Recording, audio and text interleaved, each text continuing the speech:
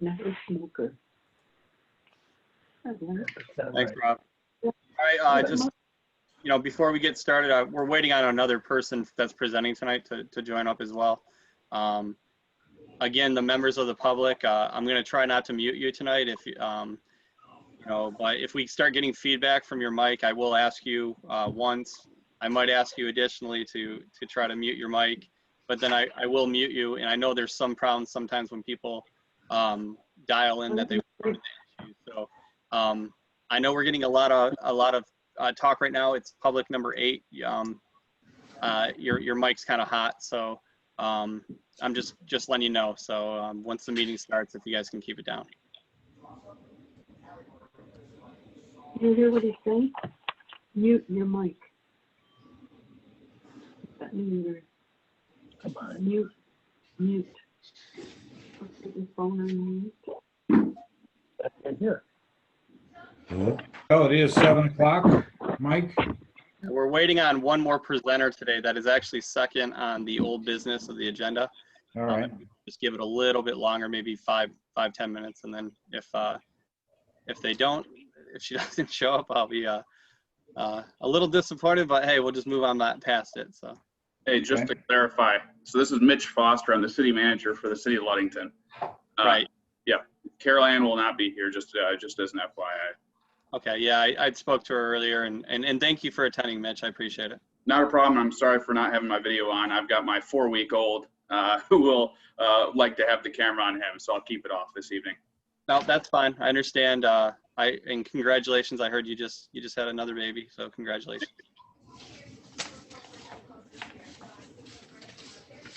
Excuse me, was that the city manager of Ludington?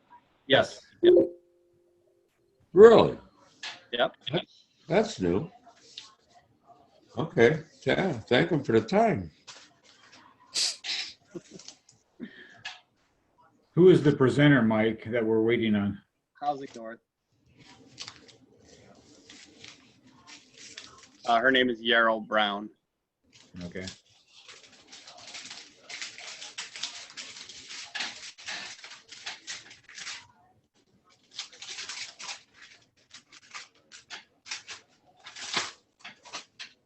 Do you want me to let Yarrow in? Yeah, if she's in, yeah. She's showing up on mine. We got 3. I don't see her on mine. Yeah, if you would let her. Suzanne Riley, Ron C. Yarrow's here. Okay, yep. Yep, I'm bringing everybody in. Oh, really? Suzanne I already had in here at one point. She must have. Yeah. Did you already? Oh, that's Linda, right? All right. Sorry. 1404. Is that Linda? I don't remember. I'll just rename her. That is Linda. Yes, it's me. Okay. Linda was Z Public 1, so, and we lost it, so we'll put her back in. 2, 3, 4. Phone number ending in 3081. Are you a member of the public? Yeah. Member of the public. This is Roger. Oh, hey Roger, how you doing? Good. How are you? Doing well. Okay, and 1404. Are you a member of the public? Yeah. Okay. 9.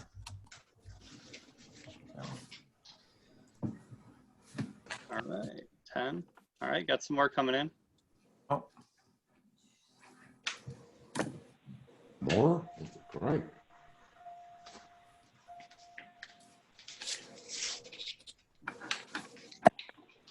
All right. All right. Let's see here. That's everybody in the waiting room on my end, Mike. Okay. Ron Celia, you're a member of the public, correct? That's correct. Oh, we got another one.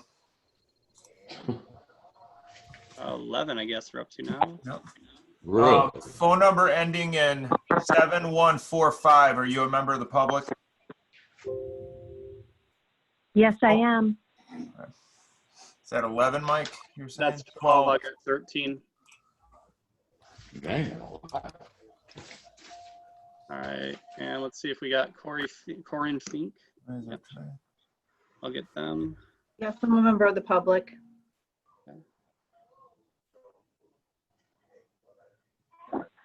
For tomorrow. All right, let's make sure we got everybody now. Aaron. Got another one.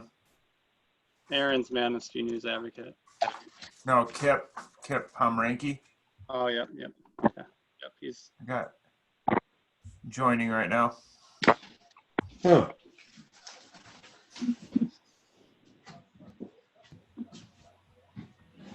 All right, Kip. I know you're a member of the public, and that gives us 15. All right. No, got another one. Sounds like it. Really reading. I guess. All right. Is there any more? I think that's it. I'll keep an eye at the top and we'll go from there. All right, Mark, I believe everybody is here. Okay. All right. Okay, we'll start the meeting. Welcome to the City of Manistee Planning Commission meeting, Thursday, October 1st, 2020. Please rise for the pledge. I pledge allegiance to the flag, The flag, of the United States, United States of America, and to the and to the republic republic for for which which it it stands, one one nation, nation, under under God, God, indivisible, indivisible, with liberty and liberty and justice justice for all. Yeah. All right. Thank you. Got one more coming in, Mark, and I didn't see Marlene as well. So, Okay. all right, Mary, are you a member of the public?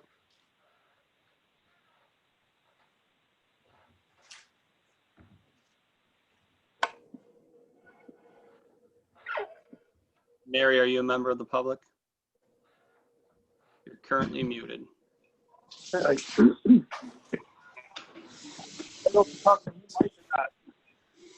I'm going to put him down for a member of the public for now. What's going off? Off in a second.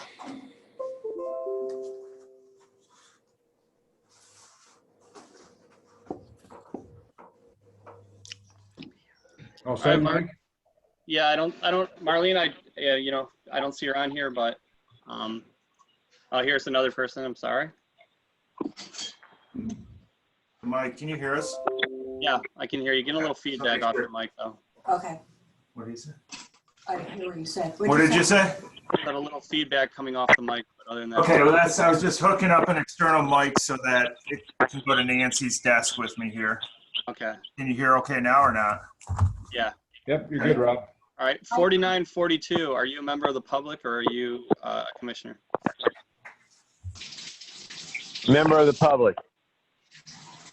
Back off the feed. Here's what we gotta do. So the mic doesn't get feedback off. All right, Mark. I'm gonna try it again. Let's try it. Okay. Please take a roll. Commissioner Slawinski? Commissioner Samansky? Here. Commissioner Memberto? Here. Commissioner Weiner? Here. Commissioner McBride? Commissioner Yoder? Here. Chair Whitliff? Here, thank you. Approval agenda. At this time, the Planning Commission can take action to approve the October 1st, 2020 agenda. Is there a motion? I'll make that motion. Oh, Motion Mark, by Mick, second by, I'll can we second it. wait? Apologize, Mark. Can we move up public comments and communication, or I mean correspondence? I'm sorry. you want to move correspondence into, Probably right after public comment on agenda related items. okay. Yeah, I thought it was right before short-term rentals. Yeah, we could do that too. Is that where you'd like Okay. it? Okay, we'll move, yeah, that's what I have moved up to, Mike. So, Okay, let's do that. okay. Okay, there was a motion by Mike, second by I'll second. I did, I Shelley. thought. Any discussion? Well, None, please take roll. Commissioner Samansky? Yes. Commissioner Memberto? Commissioner Shelley? Memberto? Can she hear? Shelley? Shelley? Shelley? But yes. Commissioner Weiner? Yes. Commissioner Yoder? oh. Yes, Chair Whitliff? Yes, thank you. Approval of minutes. This time the planning commission can take action to approve the September 3rd, 2020 minutes. Is there a motion? I'll make that motion. Motion by I'll Nick, second. second I'll second it. by Roger. Any discussion? Alrighty. None? Please take roll. Commissioner Samansky? Yes. Commissioner Memberto? Yes. Commissioner Weiner? Yes. Commissioner Yoder? Yes, Chair Whitliff? Yes, thank you. Public hearings, we have none tonight. Public comment on agenda-related items. If you have a comment, name, address, and you have up to 5 minutes. If there's anyone that would like to comment on the agenda, please come forward. All right, so this is how this is gonna work. I'm gonna go through the list, 1 through 18. And then please don't interrupt anybody else. Or I'll be forced to mute you. And like I said, there has been problems in the past with that. If you're like, mute your microphone until it's your time, please. We'll be going right down. If you do not have a comment, please just say no comment. And we'll start with public number 1.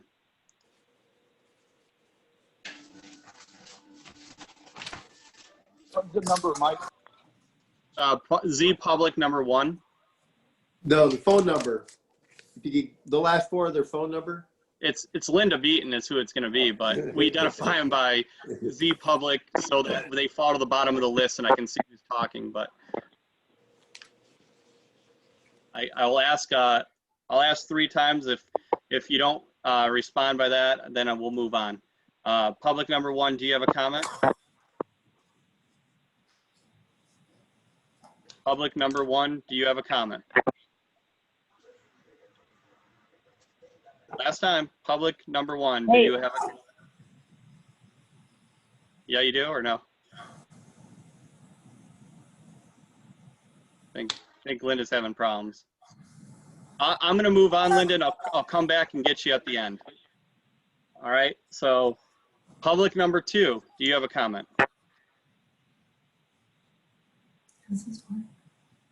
Hey, Mike, can you give the last 4 numbers of the phone number so people know where they stand in line? Because they may not remember where they are as public number 2. Okay, hold on. oh, the phone. I'm gonna go through them. I apologize. I'm usually better at that. All right.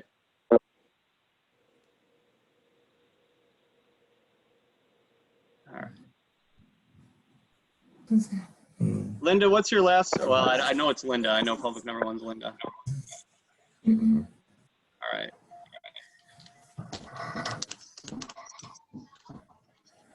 All right. Here's how I'm going to do it, guys, because I don't know who is who. I'm going to go one at a time. And because when you came in, I tried to tell you who you were, but that's my fault. Should have known better. Didn't have this much public before. So if you are, let's go one at a time. Public number 10, if you can give me your last 4. I know you're on there and I can see you talking, so go ahead. Anybody can go. How about that? One at a time. This is Gary Schweiger. All right, Gary. Am I, Yeah, you're number my 10.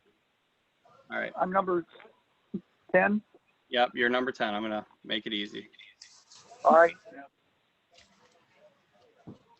Gonna make my comment now. Yep. Right, my comment is short-term rentals. The short-term rentals do not belong in the residential districts. It is a commercial use that belongs in commercial districts only. The Supreme Court has said that the short-term rentals are a commercial use of the property, not in a residential district. They should not be in a residential district. And I also like to know, what do the motel owners or managers think about lost revenue due to these short-term rentals in the Manistee area? Those are my comments. Thank you. Thank you, Gary. All right. Does anybody else have a public comment? Yeah, this is Todd Lloyd. I want to talk about short-term rentals. I mean, I've somewhat of a statement, a little thing I wrote here, like 3 minutes. Is that what I got? You have 5. Do you want to hear it now? Do you want to hear it now, or do you want to hear? Is there another time that I would speak? No, this is appropriate. This is my time. Okay. Yep. Just a little thing I wrote here. I left Manistee 35 years ago because I saw it as Manistee had manufacturing went away, and when I left, everyone thought, well, it's going to be a tourist town. So over those years, Pure Michigan put a lot of money in Manistee, or into Manistee to become a resort town. You guys invested in the boardwalk, Vogue Theater, beaches, numerous festivals that we've got going on there now, and many other vacation attractions. I bought a house on First Street 6 years ago because I noticed Manistee was thriving. I noticed, hey, I live in Grand Rapids. I grew up in Manistee, love Manistee. I think maybe it's time to start investing in Manistee and coming back. So I spent over $200,000 on the property to make it something that families and people would really like to come to. It's been very, very good. We've got nothing but families coming in. It's everybody that comes there absolutely loves Manistee. They can enjoy the beaches. They can do all the things that are involved in Manistee. I can also name you numerous friends of mine that live in the Grand Rapids area that actually have looked into investing in properties in Manistee. It brings revenue to the city. I don't pay said property taxes, so I pay a lot more in taxes. Also, by having the capability to purchase the property as a short rental, it gives me the ability to pay a little bit more, and it gives me the ability to invest more in the housing that is there, which is tax revenue. If you look at short-term rentals that are in Manistee, you'll notice that most of them are extremely well cared for. They meet all the codes. The lawns are maintained. I do improvements. Everybody does improvements to keep them looking good. This does not happen with some of the other, what I would call lower income rentals. Most of it's an investment. I have to compete with other people, so I'm like investing in the city. My renters usually stay at least a week.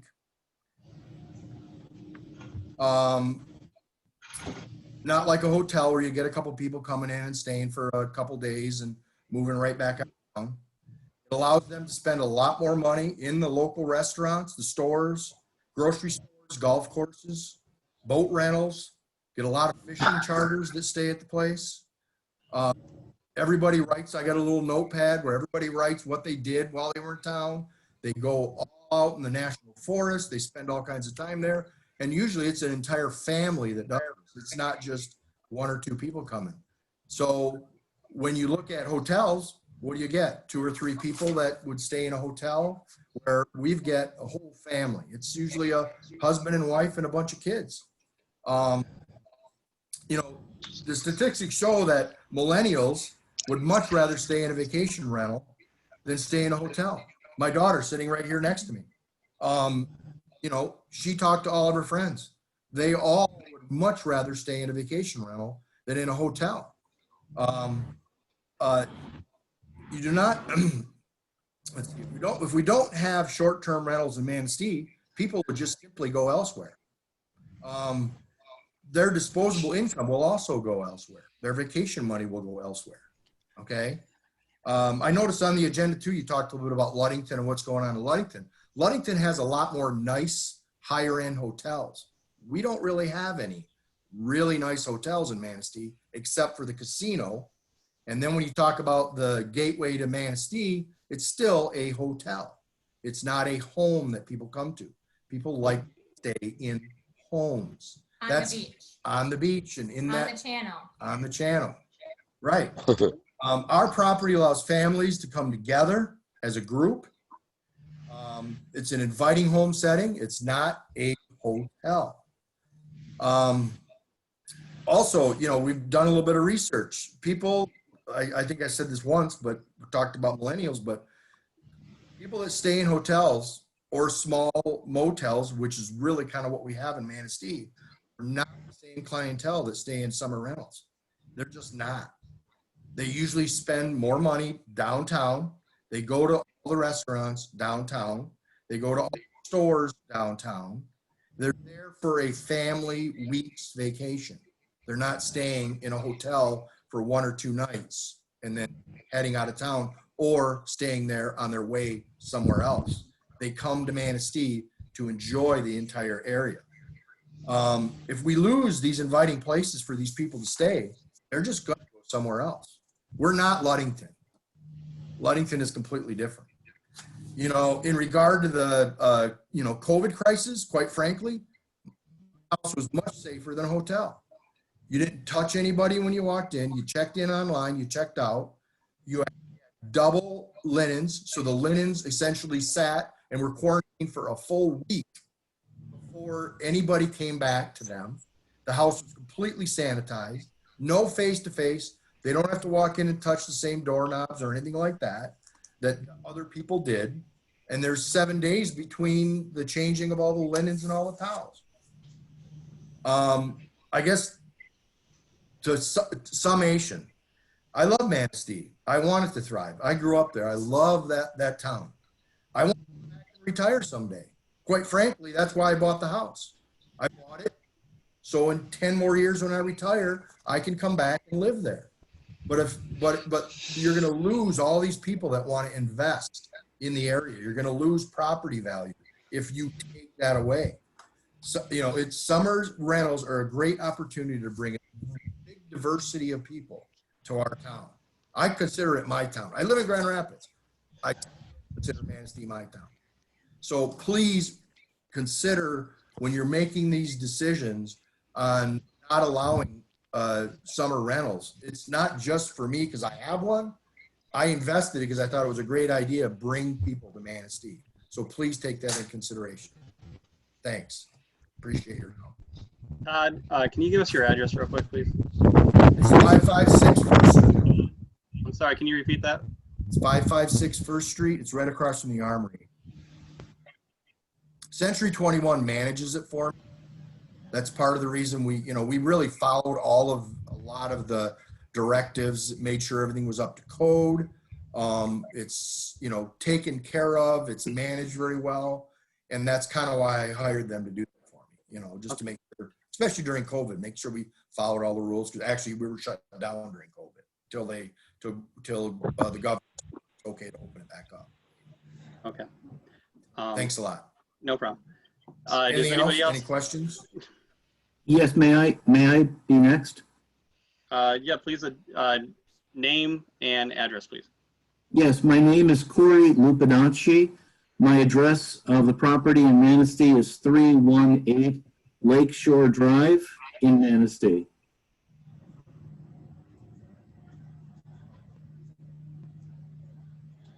Okay, so first of all, I did submit a letter, and thank you very much for including it within the agenda package and for including it on the agenda under correspondence. I do appreciate that. I'd like to just add a couple additional comments in support of what I've said in the letter, and I'd also in support of what Mr. Floyd said very, very eloquently. My impression is that within Manistee, there are two distinctly different types of short-term rental properties and short-term rental activities. One of those types of activities is typified by what I do, and I'm an owner-occupier. It is a second home, and the only reason that we rent is as a means of offsetting some of the fixed costs associated with having a property. The other type of activity would be investor-owned properties, which are not owner-occupied, and they are available for rent on a continuous basis.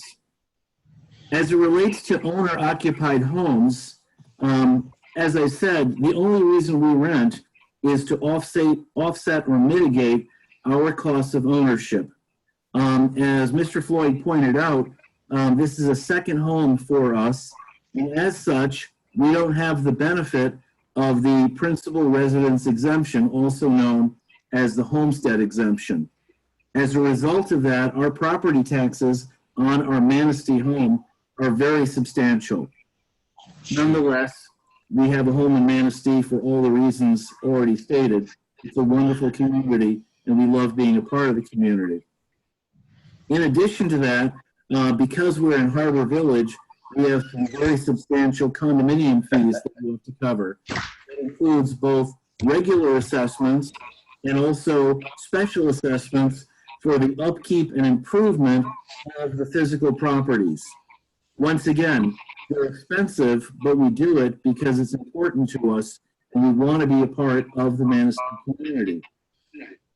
Quite honestly, if our short-term rental activities were limited, we would absolutely continue to own our property.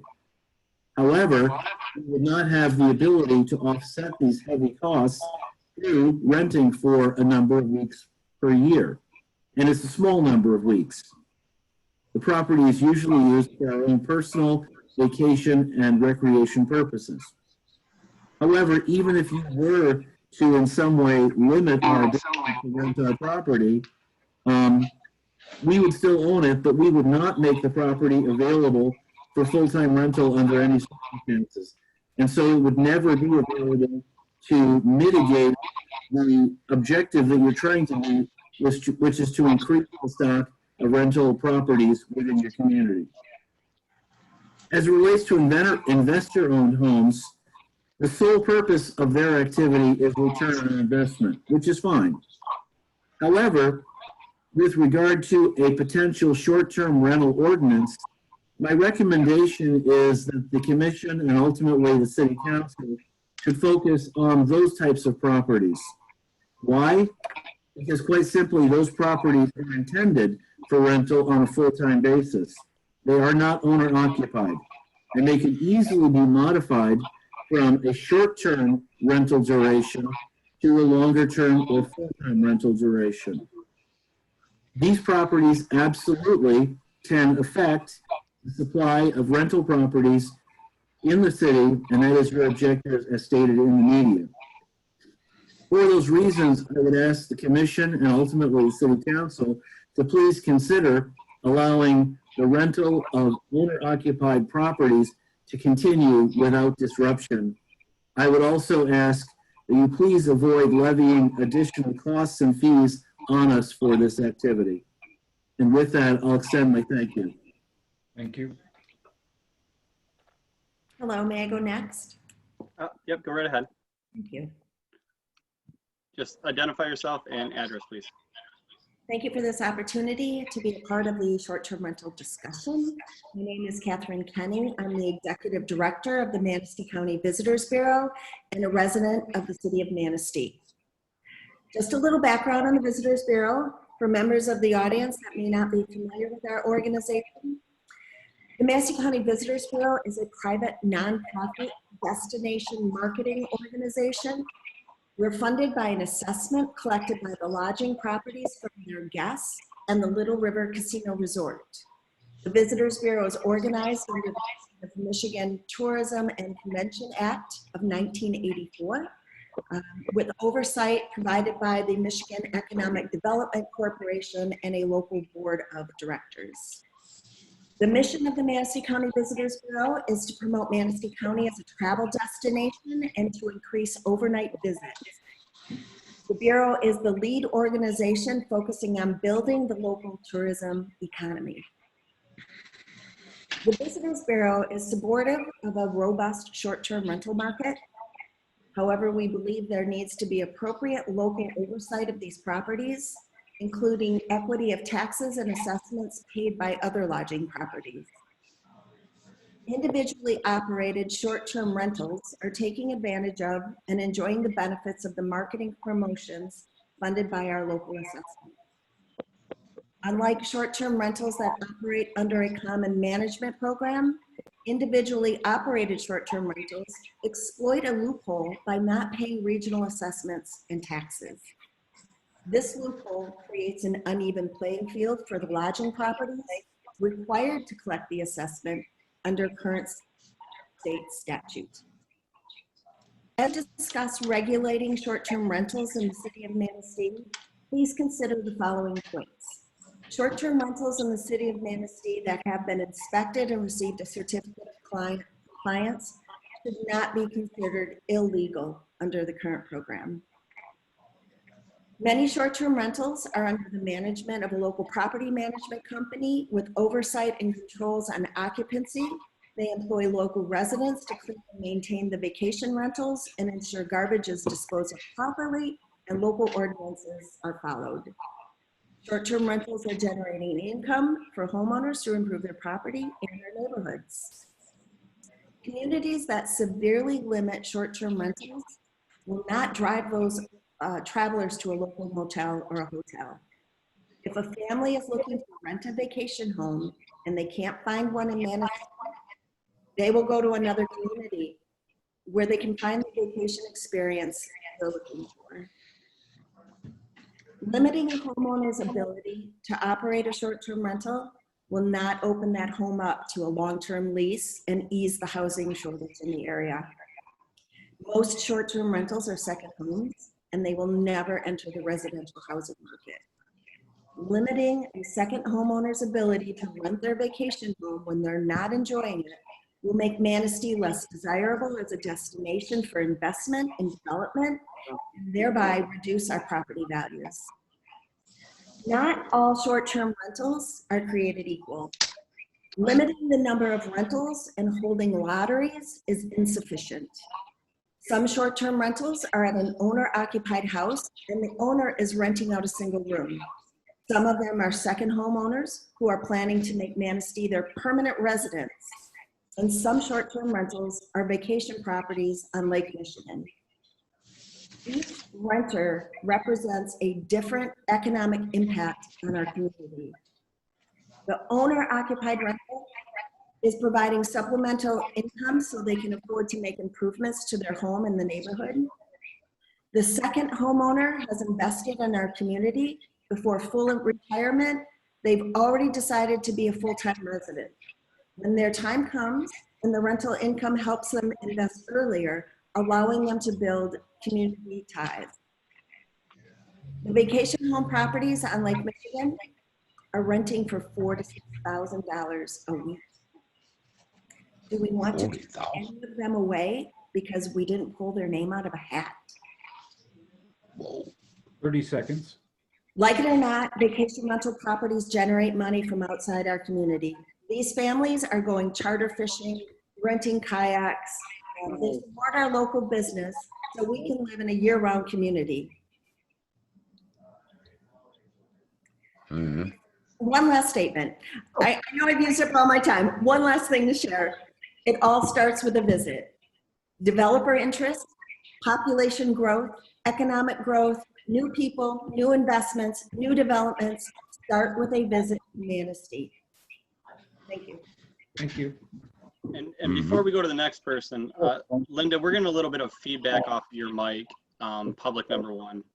So if you don't mind muting that, I'd appreciate it. Do you mind if I go next? Yeah. I'm Z public number 2. Right. Hi, my name's, is that okay? Yep. Okay, great. My name's Jeff Bird, and we own a property on Dunes Drive, 314 Dunes Drive, if you need the exact address. The people before me were much more articulate about their support of short-term rentals. My wife was born and raised in Manistee, went to Catholic Central for 12 years all the way through, And about a year ago, we made the decision that we wanted to invest in a property in Manistee. We invested in that property with full knowledge that we would have about $30,000 to $40,000 of rental income over a 10-week period to 12-week period over the summer. So Roger, I heard you saying, wow, on $4,000 to $6,000. It's about $5,000 to $6,000 a week that we rent it for. That having been said, we're in the house at Thanksgiving, we're in the house at Christmas, and we're in the house probably another 10 weeks out of the year. So we spend the vast majority of the time in the home. We rent it for about 8 to 10 weeks a month. We live full time in Houston, Texas, where our jobs are, and we get there as often as we can. We also go through Century 21, where we limit the number of occupants in the home, and we limit the amount of time. So we're looking for renters that are 1 week in duration, and not, as Todd said earlier, not a 1-2 night stay, but a longer term stay there. We often get families that come, and we often get people, candidly, that come year after year. And as they exit, they say, can I sign up for next year? So it's become a destination spot for a number of families. When we purchased our home, I knew about the rental income, and I was fully aware that the price of the property included that rental income. So, you know, I noticed that in the original comments that were made about short-term rentals, that it had inflated the property value. I accepted that, and I'm paying higher property taxes, by the way, as a result of the higher property value. So we're supportive of short-term rentals. We'd like to continue it. I do think there needs to be some organized fashion. I do think it makes sense to limit the number of people that are in a home. However, I do think that we need to be very careful about the restrictions we put in place. I think, as Catherine so eloquently said, we need to be careful about pulling names out of a hat and having a lottery and how we limit those. So I'd be in favor of rules around it, but not limiting the number of short-term rentals. The other two questions I guess that I'd have is, I think there's a number of people that come year after year, as I stated. They spend a lot of money when they come to Manistee. They spend a lot of time when they come to Manistee. We talked a lot about the rentals. We talked a lot about the restaurants. So I'd be a little cautious about taking those revenue streams away. And then the last thing I'd like to say is, if there are restrictions on short-term rentals, I'd like to understand how we're going to adjust the property values so that we're paying lower property taxes, since that's clearly baked into the value of our homes. With that, I'm out. Thanks. Thank you. All right, would anybody else like to comment? I'd like to jump in if it's okay. Right, if you can just identify yourself. This is Tim Riley. I am with Century 21 Boardwalk. I'm the rental manager, here to talk about the short-term rental ordinance, obviously. I've been managing vacation properties within Manistee for about 9 years now, and I do serve as chair of the Manistee County Visitors Bureau. So I appreciate all the great support we've had here so far. You received correspondence that was put together by myself, along with my counterparts at West Shore Rental Management and Unsalted Vacations. I hope you take the time to consider those points and let us know if we have any questions. When discussions of a potential short-term rental ordinance began back in spring, I reached out and met with Thad Taylor and subsequently reached out to Mr. Ziccola, offering my support and any market insights I could provide. I was disappointed when I heard that he would not be meeting with stakeholders on the issue. I will say we have subsequently connected, and he explained that, so I appreciate that. But I do believe then, as I believe now, that a more community-driven approach would have led to an ordinance that is tailored more to the needs of Manistee. And I continue to be available to provide any support in that effort. Fast forward to August, in the midst of the most challenging and exhaustive year that we've had because of the COVID-19 pandemic, we see front page news that short-term rentals are operating illegally in the city.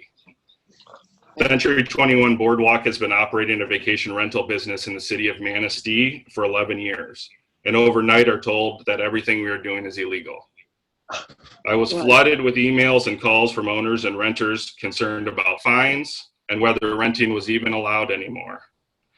We have supported this community in any and every way possible, donated to local causes, sponsored local events, followed every law and ordinance for all of our properties. I am here in support of a regulated short-term rental market. I do not want to end this discussion, but what I do ask is to slow down. Work with the community and business leaders, create a framework that is right for Manistee, not for Ludington or Pentwater or Charlevoix. We can have a robust short-term rental market that promises safe occupancy of our properties. We can create a framework that ensures compliance with noise or parking issues. So please slow down and let's work together to create a short-term rental ordinance that is most beneficial to Manistee. And that's all. Thank you. All right, does anybody else have comment on agenda-related items for public comment? Yeah, I'm public, Z Public 15, Kip Pomeranke, 361 8th Street. And I just want to say about the short-term rental. Again, I guess the article that actually even got me knowing that this was in the News Advocate saying what I was doing was illegal. I've lived in Manistee since 2004, been involved in a lot of community things. And so my wife and I, we live in a 6-bedroom home because we love Manistee and we don't want to move and we love our yard. And so during COVID, we decided to take a part of our home and use it as a short-term rental. It's 3 rooms that has its own separate entrance, isn't connected to the rest of the house. We allow only 2 people to stay. And they can stay though from one night till we've had people who stayed for 12 days. The majority of people are from out of town and it was their first visit that we've encountered. They love the town. They're gonna be back because they're so happy with the beaches. And so I just, like I said, mine is a whole nother perspective. We live in our house 365 days a year. We're only gonna rent it out probably roughly 120 days of the year because we're gonna limit it in the wintertime and we're not gonna deal with worrying about people slipping and falling in snow and ice. So like I said, I agree with, I believe what Tim said, what everyone said actually, is just really please put in a lot of thought. And yeah, I guess maybe next time let's not scare people saying that what they're doing is illegal because I don't want to break the law. Thank you. Thank you. Or any other public comment on the agenda related items? I ask again, is there any other public comment on agenda related items? I would like to comment. Okay. This is Suzanne Riley. I am the owner broker of Century 21 Boardwalk and the vacation rentals. And I wanted to add to the comments about the property values and how they're affected. I wanted to give you all a couple examples of the short-term rental values this year. Condos, for example, that are in Harbor Village versus condos on Manistee Lake that are used for monthly rentals. So, for example, a 3-bedroom, 2-bath condo with a boat slip on Manistee Lake has sold for $184 because it does not allow vacation rentals. It can only be rented monthly.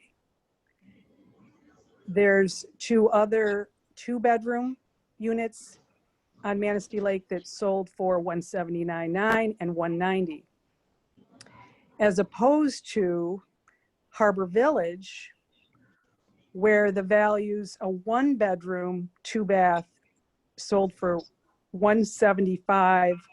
A couple of them sold for $175. A studio sold for $125. Studio, no bedroom, 1 bath.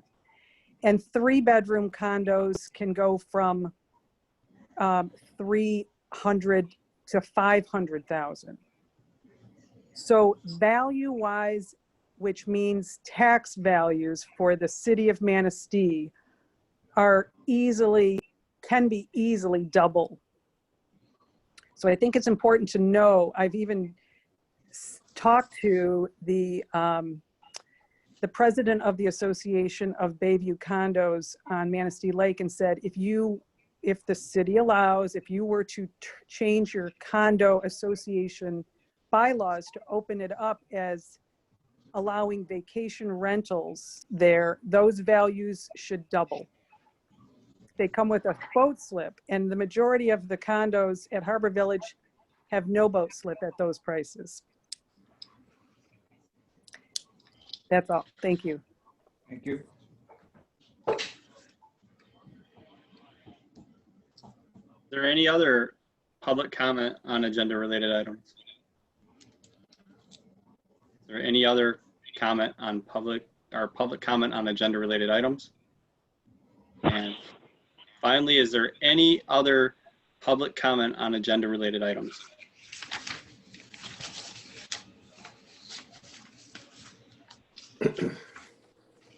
Mark? All right, moving along, new business, non-motorized trail plan. I believe that's gonna be Rob. Yep. So you should see a link to the non-motorized trail plan within the agenda.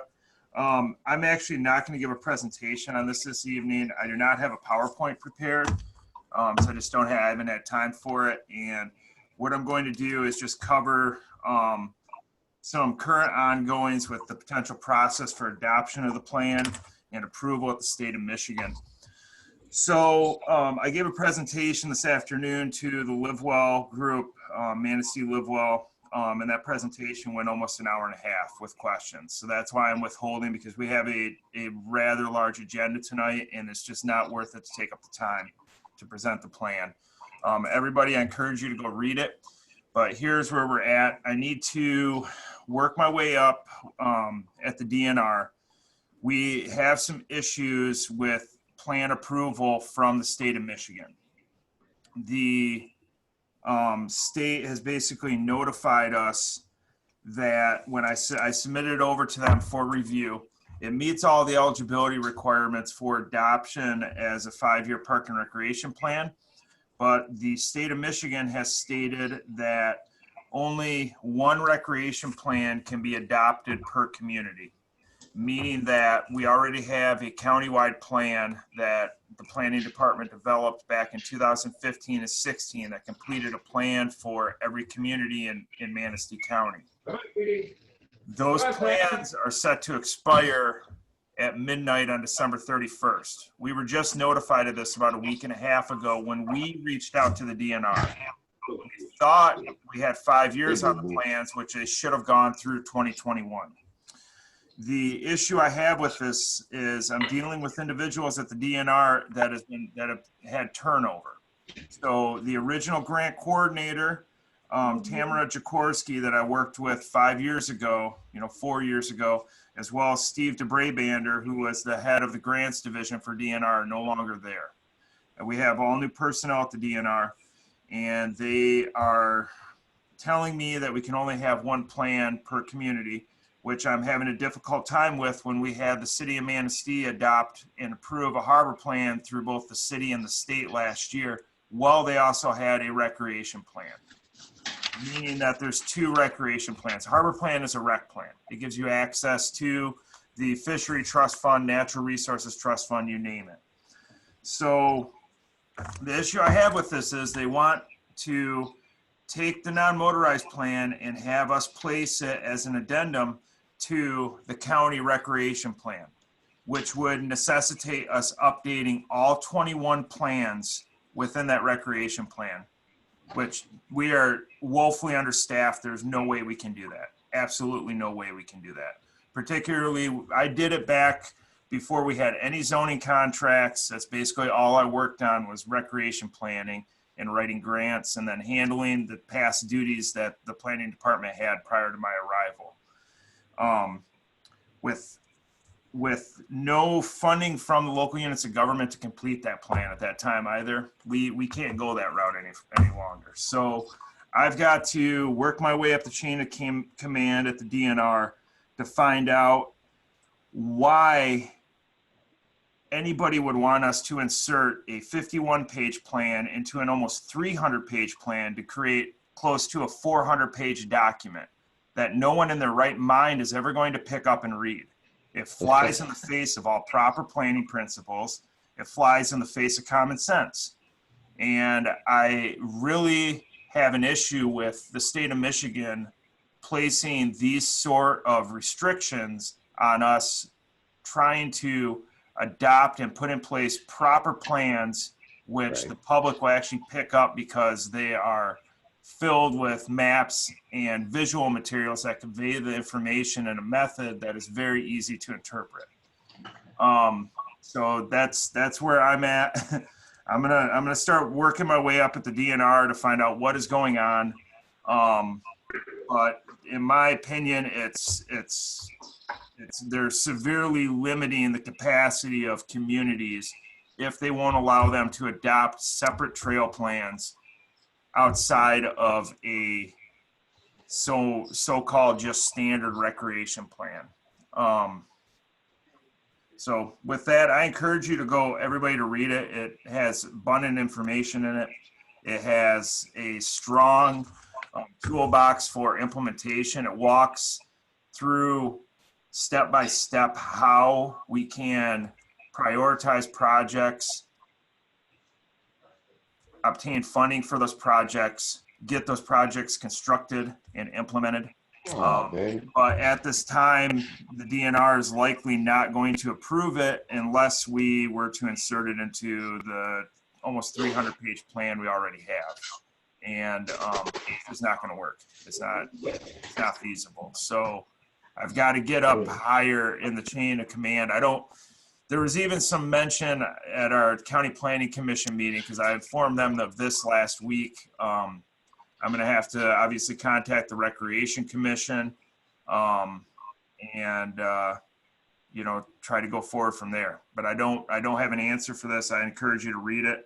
It's good, but if it's not adopted and approved by the state, then it's useless for state grants. Yeah. It'll be great. It's great for local Minger grants. We can write to the Community Foundation all day. Laura Heitzman absolutely loved the plan. And I can tell you, in my experience, try not to boast, but Mike and Kyle and I produced one of the best non-motorized plans I've ever seen. It's probably the strongest non-motorized plan I've seen in the state of Michigan in terms of capacity for outlining how you obtain the funding and how you work through the process, as well as us inventorying all of the facilities that are already in place and then taking the recommendations from all the stakeholders we sat down with. That's what you get when you have plans developed by planning departments in a community rather than a consultant firm that may come to a community 1 or 2 times a year to solicit that input. So we're rather proud of that, but the aspect that the DNR will likely not approve it at this point in time is discouraging. And I'll do what I can, but I'm going to probably have to reach out to our legislative representatives to shake the bushes in Lansing and see if we can't make some headway, because this is just, it's unacceptable. I'll be quite honest with you, it's unacceptable. So that's where I'm at. If you have any questions, I'm happy to answer them. Hey, Rob, this is Mick Schmansky, and I did review that plan that you had submitted, and I agree. I thought that, not hearing this, I thought that our mission tonight was to give you the go sign to move forward with this, because I don't know how we could do anything more with this plan that's already been done at this point. Obviously there are future opportunities that, are in the plan that are not available at this time, but they're even addressed.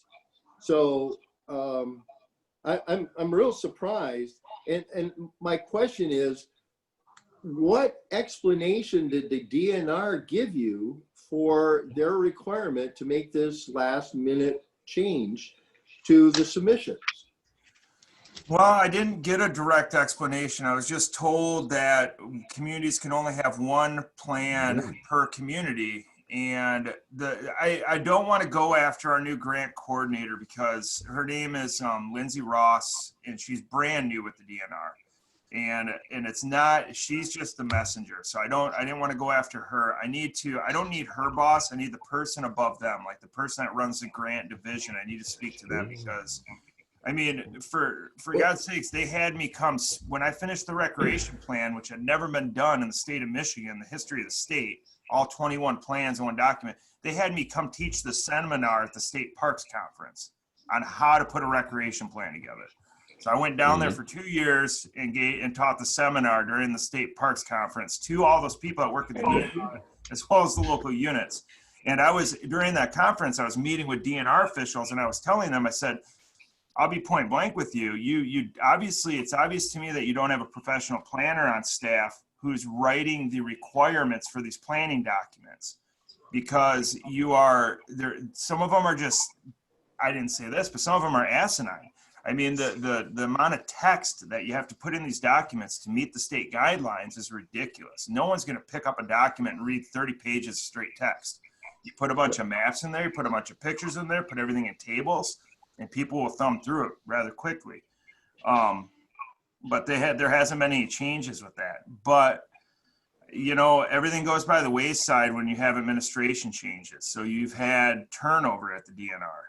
And so I don't know, that's the part of the problem is I don't have a direct contact anymore that was reliable. Steve DeBraybander, I used to be able to go directly to him. And he would solve situations quickly, find a common consensus that we could all agree on to get them approved and get them completed and adopted. But I mean, it's basically part of the upsetting part is they did not inform us that our recreation plans were going to expire at the end of the year. If they would have told me this back in January, I would have put this plan on hold and I would have started updating the other 21 plans. Because now here's what's going to happen is all these communities that have been covered for 5 years or 4 years under the existing countywide recreation plan, there's been every article you've seen in the newspaper over the last 4 years where a park has gone in the state or in the county in any community is because of that recreation plan. That grant that they received, Lagoon Creek, the kayak launches on Arcadia Lake, the improvements on Portage Lake, the improvements in the city of Manistee, the improvements at the river corridor sites on the Manistee River, the Weir improvements that are going on at the Weir, all of those sites were eligible for trust fund because of the recreation plan that was in place. We would have made it our effort this year to update that recreation plan rather than doing a standalone non-motorized plan for the Manistee Lake area. Ideally, we would have wanted to do just the non-motorized plan. But we would have done that so that we'd be in compliance, because I had to tell a member of our planning commission who was reaching out, the county planning commission was reaching out to us last week to author a grant for them for an improvement on the Little Manistee River, that they're not going to be eligible for those grants anymore come April 1st. And we're way too far behind the 8 ball now to update these. And so it's gonna be a trickle down. I don't know how many other communities are looking at applying to trust fund grants come April 1st, but none of them are going to be eligible any longer. And so I guess we have to be the bearers of the bad news. When I was told a week and a half ago by the state, it's just the communication is very lacking. And I understand COVID has a whole lot of impact and a lot of people were laid off, but this could have been conveyed back in January before any of this happened. I mean, everything's on a computerized system. It should email, an automatic generated email should come to us and say, this is your last year of eligibility, so that we know that it is time to update, rather than looking at this and saying, oh, well, it was approved in 2016, in March of 2016. It should be good till January, or till January 1st, 2022. That would technically would have given us our 5 years of eligibility. So, you know, I'm a little miffed at the lack of communication from the state on this, and the fact that I can't get through to the right people because my contacts are no longer there. Hey, Rob, Rob, do we know what organization actually made these changes, and did they have the authority to make these changes? I don't know, and I'm dealing with zoning every day, so I can't, like, I apologize, but I'd like, it's like, that's hours of phone calls to Lansing. Yeah. And it's difficult. It's very difficult. Workload's very high. Is there a process for asking for an extension? No, the rule, I know the rules are very grounded that a 5-year plan is good for 5 years. It should be good for 1 more year. That's what I don't understand. So I'm going to try to track down the answers. I was going to try to call down there today, but I was returning other phone calls all afternoon today and processing some paperwork. Have you elevated this also to the city? Have you talked to Mr. Taylor and to the city? I have not. No, I have not told it. You are the second group to be told. Okay. I told the County Planning Commission on Thursday night. The plan was to tell them, then to tell you, and then I'm going to email the Recreation Commission, because it's technically the County Recreation Commission's plan. It's under their umbrella.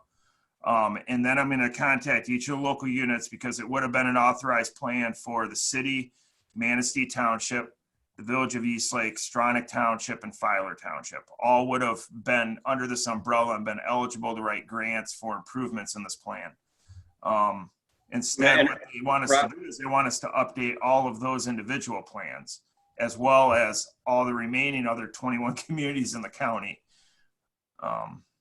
So I did speak with Thad and Jeff during the city staff meeting, and I spoke to him in 2 consecutive weeks. The first week I didn't fully understand the whole situation. The second week I made it abundantly clear to them that they're no longer going to be able to apply for grants. But even then, I don't think they fully grasped what I meant by that. And I met separately with Jeff McCula. I caught him on the road and basically told him again. So I think they have a little bit of an idea of what is going on, but so they won't be completely in the dark on it. Rob, and Mr. Dunce as well? No, I've not spoken to Jeff about this. Okay. Rob, I have to say it's a damn solid, good plan. So my thanks to you for doing this. So I mean, we'll do it. My thought was, this is what I have a hard time with, is I was trying to, and some of this was handled over email, but I was trying to convey to our grant coordinator that, well, why let us adopt these plans, or adopt this plan at the communities that are contained within it, and then we will approach a recreation plan update for everybody, and that doesn't seem to appease them. So I'm just kind of at a loss of, I mean, I've got to keep working up the chain, but it is what it is right now. I'm working on it. All right. No, thank you. All right. Moving along, old business, zoning ordinance design guidelines. Mike? Rob, that's you again. Rob, okay. I think he muted himself. Rob? Mike, are we going to do the correspondence now? Which had it'd be coming up next. Okay, I thought we were just trying to get through the zoning ordinance guidelines. Okay. So you guys had asked Rob to put the new zoning ordinance, what he was talking about with standards as far as your new zoning amendments and language that basically talks about structures and basically like what they should be made out of, common materials. And that's kind of what this attempts to do, is laid out for new construction, renovations, additions, and duplexes. He amended some of the language that all applicable dwellings shall be constructed with roof slopes. He talked about additions on rooms, neighborhood character. and basically this is what you guys wanted laid out for him. He put it into writing, you know, allowing for these zoning ordinance standards that we had discussed in our past meetings.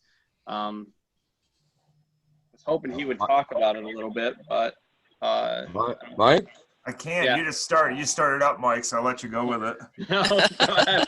I'll be honest with you, Rob's got more of a handle on it than I do. I was kind of hoping to wing it until he got back on.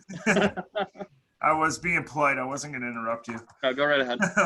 Okay, so the current city ordinance had a section that applies to somewhat design standards for residential structures, and it was more along the lines of incorporating appropriate slopes on roofs and so forth, and that has more to do really with snow load than it does with design characteristics.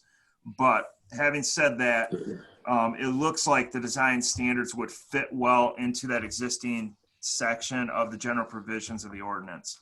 From the discussions that we had at previous meetings, what was conveyed, as I understood it from the Planning Commission to us, was to specifically look at orientation of structures, to look at materials and not so much extensive limitations, but discussion of what would be acceptable, and also including provisions that would basically outline that other outbuildings within a parcel would mimic the same characteristics of the home that they are accompanying on that parcel.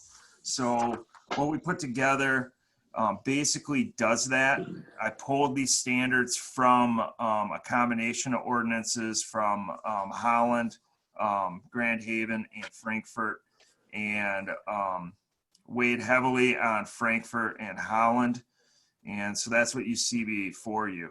This will basically combat the issues that we had seen come in with a couple of land use permits that were questionable by residents within those neighborhoods, having to do with orientation of a structure facing the roadway, as well as the design of a pole barn style structure with a home, or I should just say not a home, a dwelling incorporated into it.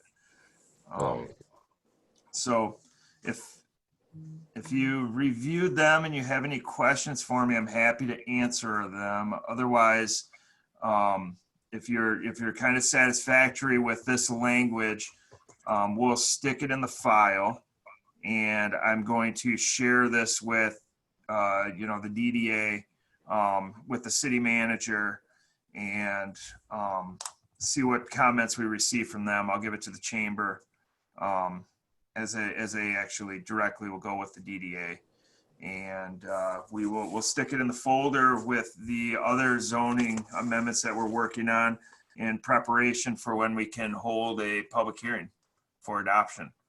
All right. So with that said, does any commissioner have any comments on the 7 points Yes. Rob laid out? Could I ask a question? Sure. Go ahead. All right. My name is Roger Yoder. And Rob, in regards to your design effect, it has to do with the two buildings that we talked of a couple of months ago, correct? Yeah. Yep. That's Yeah. what started this conversation. Yeah. Okay. Because we didn't have anything on the books prior to that. No, there's nothing. There's a general statement in the beginning of the ordinance prior to it's like the purpose. Right. It says, to promote harmony within the community and protect character and da da da da da. Right. Those are general statements that will never hold up in court. And Right. that's why we put very specific provisions under the general provisions section of the ordinance. So having language like this in the general provisions gives the city plenty of teeth to ensure that future development, or infill development as we would call it, within the residential neighborhoods meets the character of those neighborhoods. And with that thought in mind, has our legal counsel looked at it? That'll go to Mr. Saylor when it goes to Thad Taylor. Okay. Yeah, I wanted to get your blessing. And if you're, before I give them, because if there's going to be some major revisions this evening, thank you, Roger. I appreciate that. Okay. As from a grown-up Catholic boy. There it is. There it is. Yeah. Joe boy. Nick, do you have anything? My only question is that I don't see any reference to any existing structures. Would this have any impact on existing structures? And if so, how would we word that? Well, number 2, I can adjust it a little bit, but I thought it kind of caught with additions of rooms or other areas shall be constructed with similar quality and workmanship to the original structure. Okay. I can adjust it if you want different language in there, but I thought that was probably strong enough to catch it. Okay. Rob, can I ask a question only because I'm contrary and ask a lot of questions? So that's good. I go back to the comment I made, I don't know, a couple of weeks ago. So my house is 140 plus years old. So the house across the street from me, if I'm understanding this correctly, and correct me if I'm wrong, the house across the street from me was built probably 60 years or so after my home. And had this type of guidance been in place, they probably wouldn't have been able to build it. Now it's a quaint, adorable little cottage style house, but going forward, is this the type of language that a homeowner could down the line, or would you have to get the law completely changed? Could they come in front of somebody and ask for some sort of dispensation, exemption, something as home styles and things change? I would hate to think that everybody's gonna have the same home style for the next. Yeah, they certainly can. I think the language is loose enough, particularly in number 3 and number 4, to incorporate anything from Victorian to cottage style to cubism design. It doesn't say something has to be a certain design. It speaks to a character of a neighborhood, which leaves that discerning look up to the zoning administrator. But there's a provision in section 7 that the applicant can appeal it to the zoning board of appeals. And then you basically have a board of peers from the city of Manistee that's making the decision on it. Okay, I would just like to see that flexibility. I'm glad Right. Yep, that's built in there, and I removed, because there was some language in those other ordinances that did get a little sticky and tied to a little bit too much to, particularly in the Holland ordinance, to Victorian art, because Holland's very Victorian in the historic district as well. Yep. And it tied a little bit too much to front porches and stuff like that. And so we removed a little bit of that out of there. I think it's flexible enough now, though, to allow, it basically says if you show up, this gives the power, if you show up with a sheet metal pole barn building and try to put it in as a house, we can say no. Okay. Please. So, yeah, and Rob, I did like the 7A. I thought that was a very good way to kind of capture the essence that we're not trying to eliminate the innovation in design. We're only trying to keep it within standards that are fair and reasonable at the times that we're dealing with. Yes. So, thank you, Mick. And by the way, there is one of those buildings already in Manistee on 6th Avenue. 6th Avenue. 6th Avenue. Right off the channel? Yes.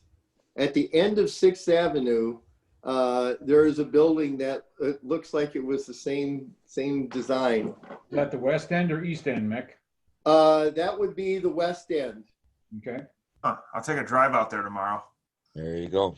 I didn't knock on the door, but from the outside, it sure looks similar to what we were discussing. Mm-hmm. Okay. Thanks, Mick. Yep. Yeah. Anyone else? No. again, I love the points that are in this ordinance, or, Rob, I think it hits everything. What do you need from us tonight? I just need, yeah, if you don't have any major changes and you're happy with it, we're gonna stick it in the text amendment folder. We're gonna give it to the city attorney, the city manager, to the chamber, to get to the DDA, just so they can look it over and provide us any comments. If they have comments on them, we'll bring it back to you.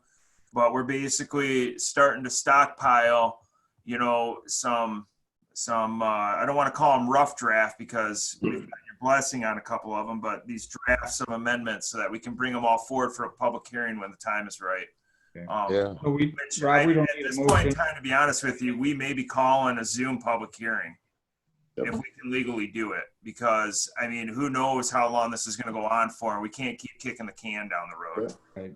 So we don't I need a support. motion or anything tonight, Rob? No, as long as you're not saying remove this, remove that, add this. If you're happy, then we're just going to file them away for right now. And Well, it sounds like everybody's in favor of this. I'm happy with Yes. it. Yeah. Yes. Yeah, I'll go along with it. Pam? I'm happy with it. Yeah. He touched all the points that we were talking about. Yeah. Okay, fantastic. Good job, Rob. So, all right. Mike.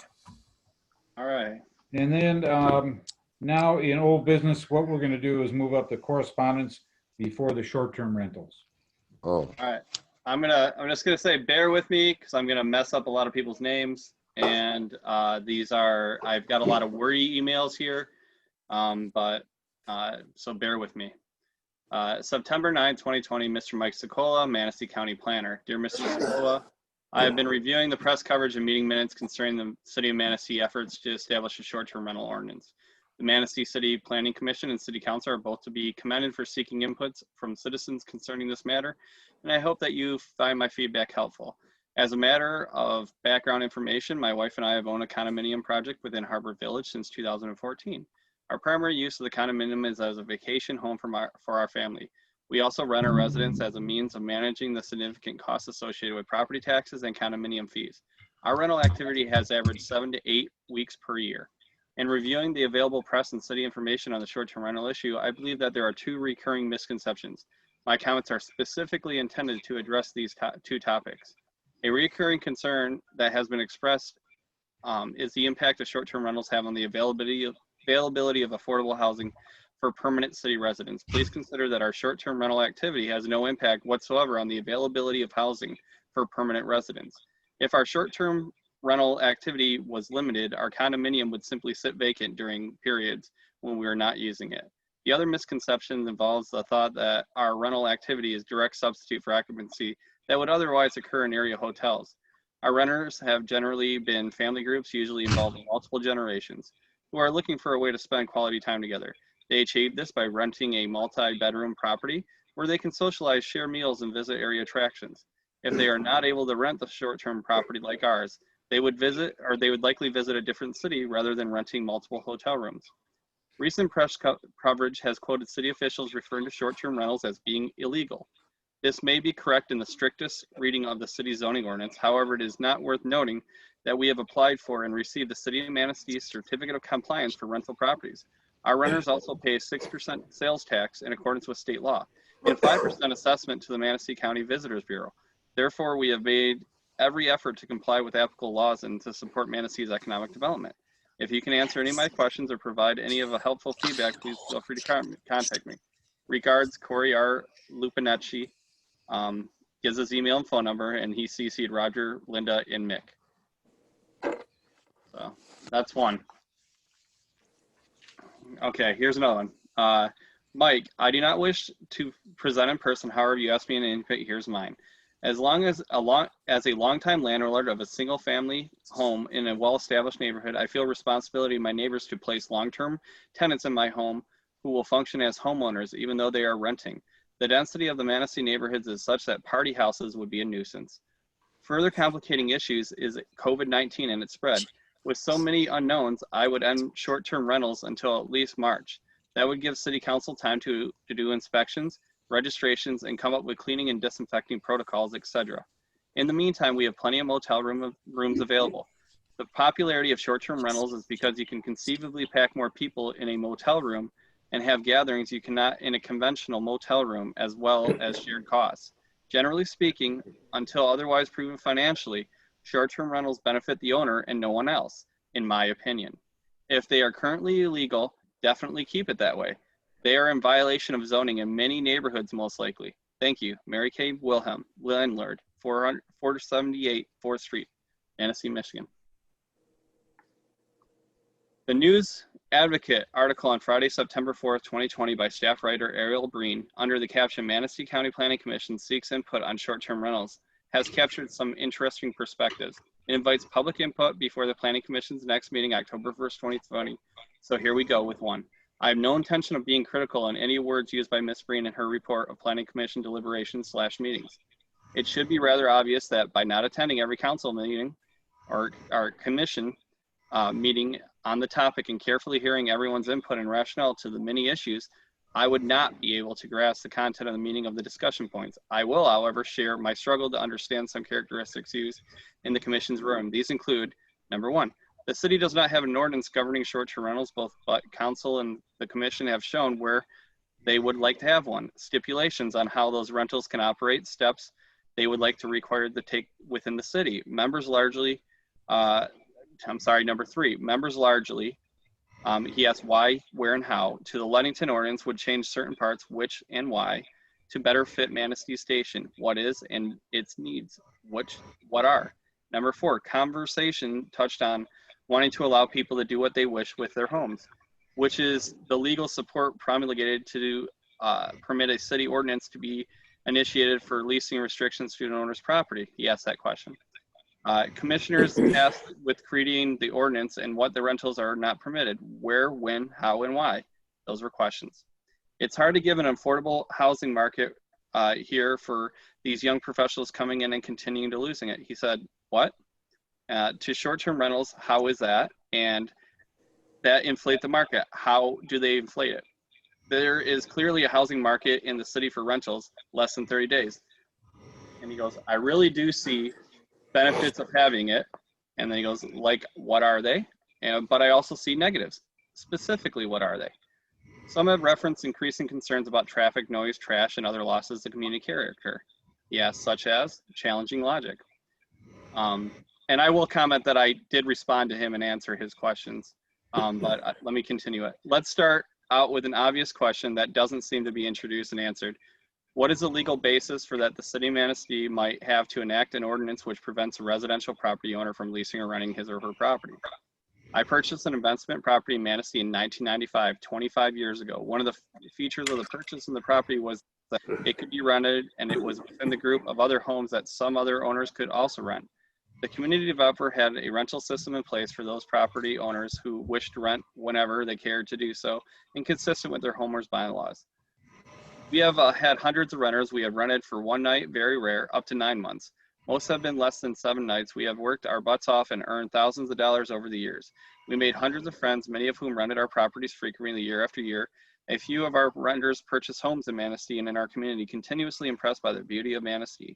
One of our 4 sons purchased property here and rented it periodically. Our sons and our families flocked to Manistee often as possible. I could write many positive paragraphs about our property renting experience.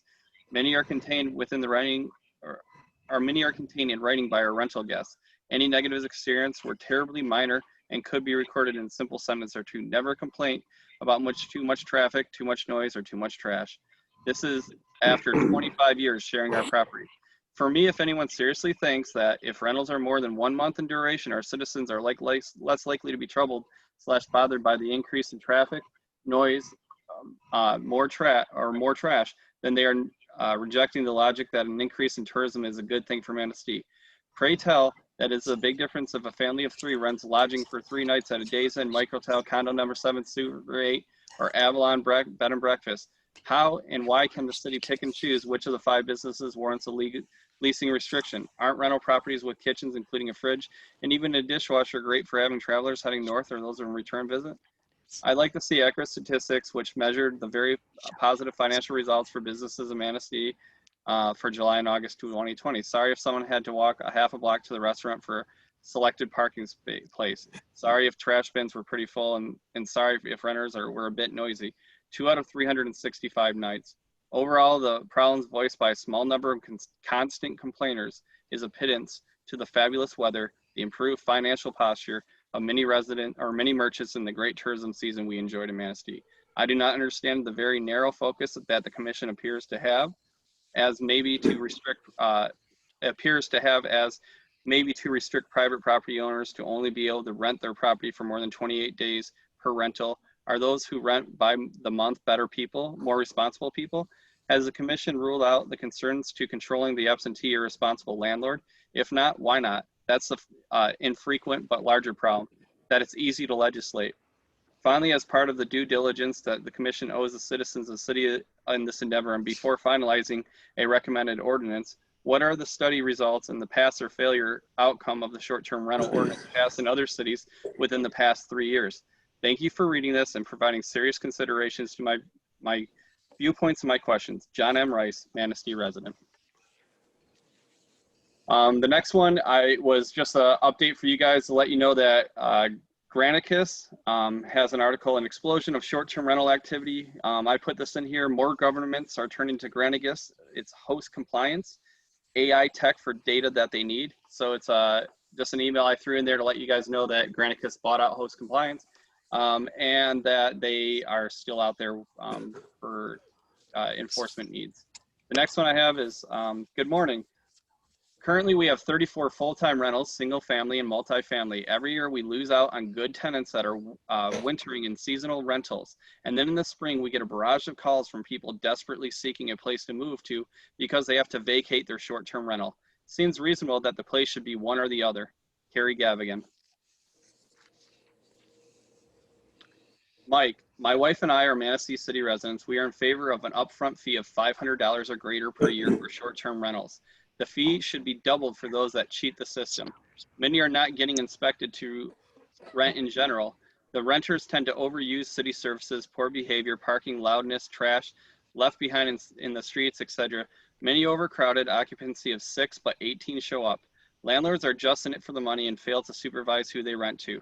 The $500 upfront fee is to start to keep those that are not serious out of the rental market. We also should have fines for those who violate occupancy standards. COVID-19 is reason enough. In closing, we are part of the non-Manistee Condo Association that allows rentals for 30 days or greater. These renters over-occupy and don't adhere to the majority of the association rules. The landlords also do not pay the 1.5% tax to the city based on the rental income unless they get caught. Mark and Debbie Mathewson. This one is from Elizabeth Herman. She goes by Liz.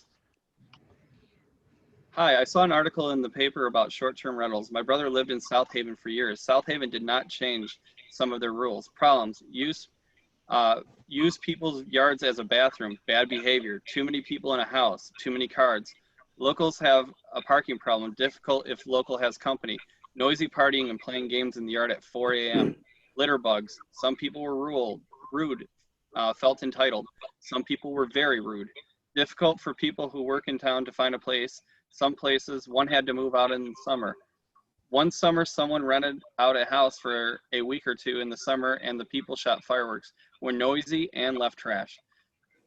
There are hotels/motels in town for people to try out Manistee. It appears there will be one on River Street. I think we'd want to make sure they would be occupied. I read in the paper how hard it is for people who work in town to find a place to live. It'd be great if they could live in houses that people want for short-term rentals. Good luck in drafting a policy, Liz. This is from Unsalted Vacations, West Shore Rental, and Century 21 Boardwalk, September 17th, 2020. Dear Planning Commission members, Bob Sawinski, Michael, I'm not going to read all your guys' name, but it's to you guys. We are writing today in regards to the City of Manistee's efforts to establish a short-term rental ordinance. We appreciate your willingness to seek input from the public on this important matter and hope you consider these points helpful. Together, Unsalted Vacations, West Shore Rental, and Century 21 Boardwalk Vacation Rentals make up the largest short-term rental management companies in the area. We professionally manage dozens of properties within the city of Manistee and host hundreds, if not thousands, of rental groups each year. These groups of families and friends eat at our restaurants, shop at our stores, golf, fish, and do many other activities that have a direct and significant impact on our local economy. It is not a stretch to say that the dollars spent by these renters keep many of our tourism businesses our tourism-based businesses afloat. Our short-term rentals contribute hundreds of thousands of dollars directly into the city's economy. We employ numerous staff, housekeepers, maintenance technicians, and support local contractors. We collect and reemit the 5% assessment to the Manistee County Visitors Bureau to promote tourism in Manistee County. Our short-term rentals are registered and inspected by City Rental Program, and every effort is made to ensure full compliance with all applicable laws and ordinances. Though we compete in the marketplace, we feel it is critical to come together and make City Council, Planning Commission, and public aware of how vital short-term rentals are to this area, especially within the city of Manistee. There are a few important points we'd like to make. There is a belief that short-term rentals are reduced, they would add to long-term rental housing market. By and large, this is not the case. These properties should not be viewed simply as short-term versus long-term rentals. These are vacation properties for homeowners.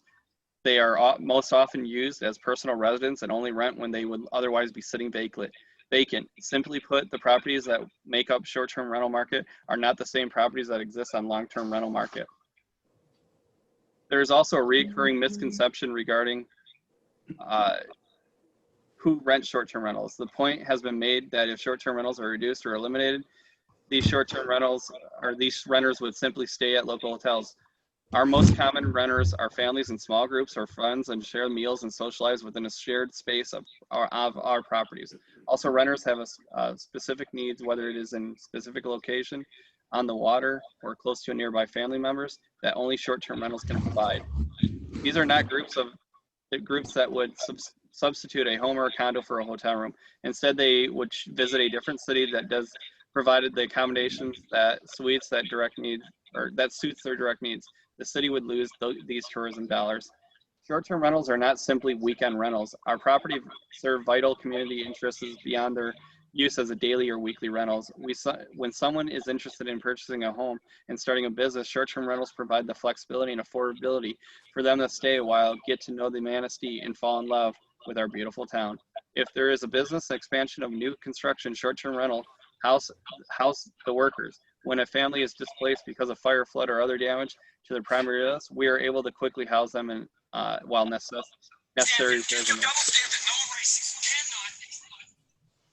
Sorry. Sorry. It was a really good debate meme. Sorry. Somebody just sent it to me. Sorry. Short-term rentals are not I forgot where I was. Hold on. Okay. To be plain, what is the city looking to accomplish with short-term rental rentals? If the goal is to ensure safe occupancy of the rental properties, we applaud these efforts. Short-term rentals have far better track record for compliance with the city's existing parking, noise, and ordinances compared to permanent residents or long-term rentals. We are excited at the opportunity to show the community the high level of care these properties receive and maintain in order to compete on the short-term rental market. If the city is looking to reduce short-term rentals, we encourage you to reconsider. Limiting the economic input to our downtown business would be devastating, and restricting private property usage can be a very slippery slope. The impact on our tourism-based economy, whether it be a golf course, charter fisherman, downtown business, and restaurant, and so many others, would be devastating. We hope you'll reconsider these points as the discussion on potential short-term rentals moves forward. If there is any assistance we can provide, whether it be to market insights, traveler data, or anything else, please do not hesitate to reach out. Sincerely, Aaron May, partner, Unsalted Village, Unsalted Vacations. Tim Riley, rental manager, Century 21 Boardwalk Vacation Rentals. Curtis Smith, owner/broker, West Shore Rental Management. We're almost through it, guys, I promise. Mr. Sicola, I just realized that I'm a few days past the deadline, so I understand if my letter cannot be included. However, I still wanted to write and express my opinion on short-term rentals in the city of Manistee. I believe wholeheartedly in some form of regulation of short-term rentals, perhaps a limit on the number of rental properties allowed. My reasoning is likely one that you are very familiar with. Since moving to Manistee, I've had quite a bit of experience in trying to find a house/apartment to rent, either for myself or employees, in addition to personally buying a home 2 years ago. I'm very aware of the types of housing available in the city. as well as what's not available. Personally, I've had a difficult time finding a place to rent that is decent and affordable. The same can be said when I'm looking to hire reporters, maybe even more so. More often when I'm hiring new reporters, they are just out of college or not much older. When I show them around town, I usually point out that while they don't see many apartment complexes like you would see in other towns, there are places to rent. You just need to know where to look. I often help them out in providing contacts for renters. I'm sure you understand my point. It seems that it is far easier to find a short-term rental, which I assume in far better shape than it is a long-term rental in Manistee. How are young people expected to move here to work when they can't find decent, affordable places to live? I recently hired a new reporter, and when I was looking online for long-term rentals, I was a bit ashamed of the quality, not to mention the cost for the quality. Thank you, Michelle Graves, Managing Editor, Manistee News Advocate, Benzie County Record Patriot. All right, dear Mike, thank you for your considering public opinion and taking your time to listen to people. I'm not exactly sure what will or will not be proposed in this bill. I will start by saying that I own property on the north side of Manistee. I've used my home as a short-term rental, and I know dozens of other homeowners in my neighborhood that rent a room, their entire house, for extra income. I have never experienced any issues or problems with parking or noise or anything negative at all. The benefits of thousands of people coming to Manistee and staying in those rentals, usually with their families, are endless. While I understand your concern for permanent low-income housing, I'm not sure how these issues are related. A lot of the homes that rent short-term in the summer are lived in either by the owner or other people the rest of the year. I have seen the housing market. There is not a shortage of affordable houses in Manistee to rent or buy. I'm thinking about buying another house to separate it into one unit for permanent residents and other units strictly for tourists needing short-term rentals. Manistee is a tourist town. The money comes in the summer when people come to our beautiful town to enjoy the beaches. The more places that are available to the people wanting to come to Manistee means more money in the town for everyone. I understand that there might be pressure from the hotel industry, maybe because of the plans to build a new hotel downtown. I urge you to be on the side of the homeowners and don't want to be told that we can't use our home as a source of income. Don't limit the potential of becoming a successful town. There is no need to limit the ability for homeowners to rent their property. Thank you for understanding. I'm a real person trying to thrive. Maybe I'm biased because I stand to lose potential income, and I would have to find a different town to buy a second home in if I was not able to short-term rentals in Manistee. Thanks again, Kirk Tomke. Last one, guys. Last one. September 30th, 2020. Letter to the Manistee County Planning Commission public comment section regarding zoning ordinance for marijuana processors. As a homeowner, taxpayer living relatively close to Glakowski Drive and the property being sold for use as a grow facility for marijuana, I'm concerned on many levels that seemingly quick decisions are being made.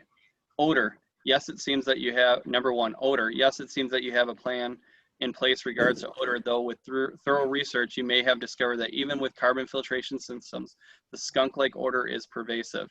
In most municipality, growth facilities are located in heavy manufacturing zones and not within 1,000 feet of a residential zone. Number two, safety and security. Given the value of this product, has the council researched incident rates in which grow properties have been broken into? Is there a comprehensive security plan in place that our police department has reviewed and feels comfortable with? Number three, is the property only going to be used as a grow facility or will it be used for a manufacturing site? These are two very different processes and should be part of a detailed review. Number four, the council's approval of not 5, but multiple licenses for retail sales is also a concern. Manistee's reputation as a city is important and would be less than desirable as a place to visit, move to, or vacation at for many families.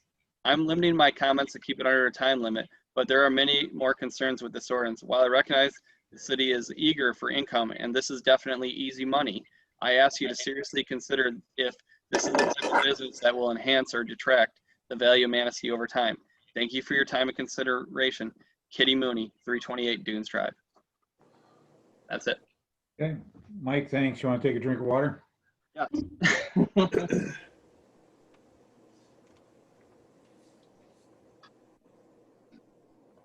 All right. You're good? Yep, let's do it. All right. Fantastic. Thank you again. All right, so I gave you guys a Michigan population projection as part of your packet through 2045. This was put together prior to COVID-19. I just wanted to show you that, with, you know, up to 2030, the projections showing we're going to increase population within Manistee County. I mean, it's not a ton of people, but there was also there's also like I got sent a couple of information out there that I wanted to address. I felt that people were taking population projections for Manistee and you know, picking out only and cherry picking data, basically saying, oh, well, you know, last year we lost population or whatever it may be. And, you know, I felt that we go to the experts and we look at what they had and what they propose. If you look over by 2030, they're actually projecting, you know, a natural rate of population decline in Manistee County of 7.9, but, you know, we're actually going to gain through immigration 10.1. So the question becomes, you know, in the next 10 years, where are we going to be putting those people? And if, you know, if there's housing not available for them. So that I wanted to put that in there. You know, it could be built. There are a variety of things in there, but there was also, you know, I wanted to address one of the main points that, you know, this is also done before COVID. And I've known several people that have said they moved to the area to leave the city after they realized the pandemic. They wanted to live in a different setting. Also with being able to do exactly what we're doing now. We're hosting a meeting and teleworking. Many people have been able to decide the community in which they live in. And so, you know, I just wanted to put that information out that, you know, hey, there is supposed to be a potential or projected population growth within Manistee County. It's not all, hey, we've been losing population since the 1960s when we weren't a manufacturing. There is a bright side to it. So I thought that some of the information I got recently, and I know some other council members received, was a bit of a cherry picking of data, and I just wanted to include that for you guys. Thanks, Mike. Good data to digest, that's for sure, and hopefully we increase more than what we have on the paper. So, right. Yarrow Brown Housing North. If I might, could I ask a question? Sure, Roger, go ahead. Yeah, go ahead. If you don't mind. No, go ahead. But now you're talking on this population explosion we're supposed to have. I would not call it an explosion. I would just say we're not going to continue projected to lose population. It is not an explosion. No. Well, I know it looks like a bump according to the chart. But anyhow, all right. Now we're having a problem with the housing now. So, but yet we're looking at the short-term rental housing, and we're also concerned about the senior housing. So my question would be, which direction are we going to go for the people that are going to be coming here, or the senior centers or seniors, or are we going to go to the tourist, and or are we going to have it all? I don't know. End of question. Roger, my answer would be all of the above. You know, Manistee, you know, at one time, Manistee had over 12,000 people in the city. Yes. When I grew up here, we were a big town. What happened to all those homes? They got old, and people have not kept up a number of them. There is an opportunity for Manistee to revitalize a number of homes and make them into quality either rentals or your first home. We just have to incentivize people in order to take on these properties. That's my personal opinion. And then we have to incentivize investors, you know, like Hollinger and other people and people that are looking at, you know, building senior housing to continue to look at Manistee as a place where they want to invest their money.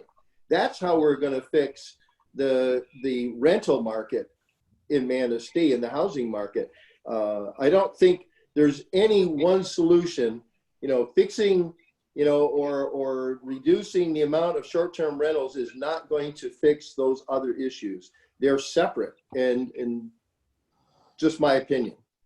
I have a question after Nick. Are you done? Yes, thanks. It's either for Catherine or Suzanne, if she's still on the line, or Tim. How long have you been successfully operating the management and oversight of properties like Corey's and Todd's, and maybe not Corey's? How long have you been operating under the current regulations you operate under? Meaning they're collecting the CBB tax or whatever tax, and paying fees. So this is Tim Riley with Century 21 Boardwalk.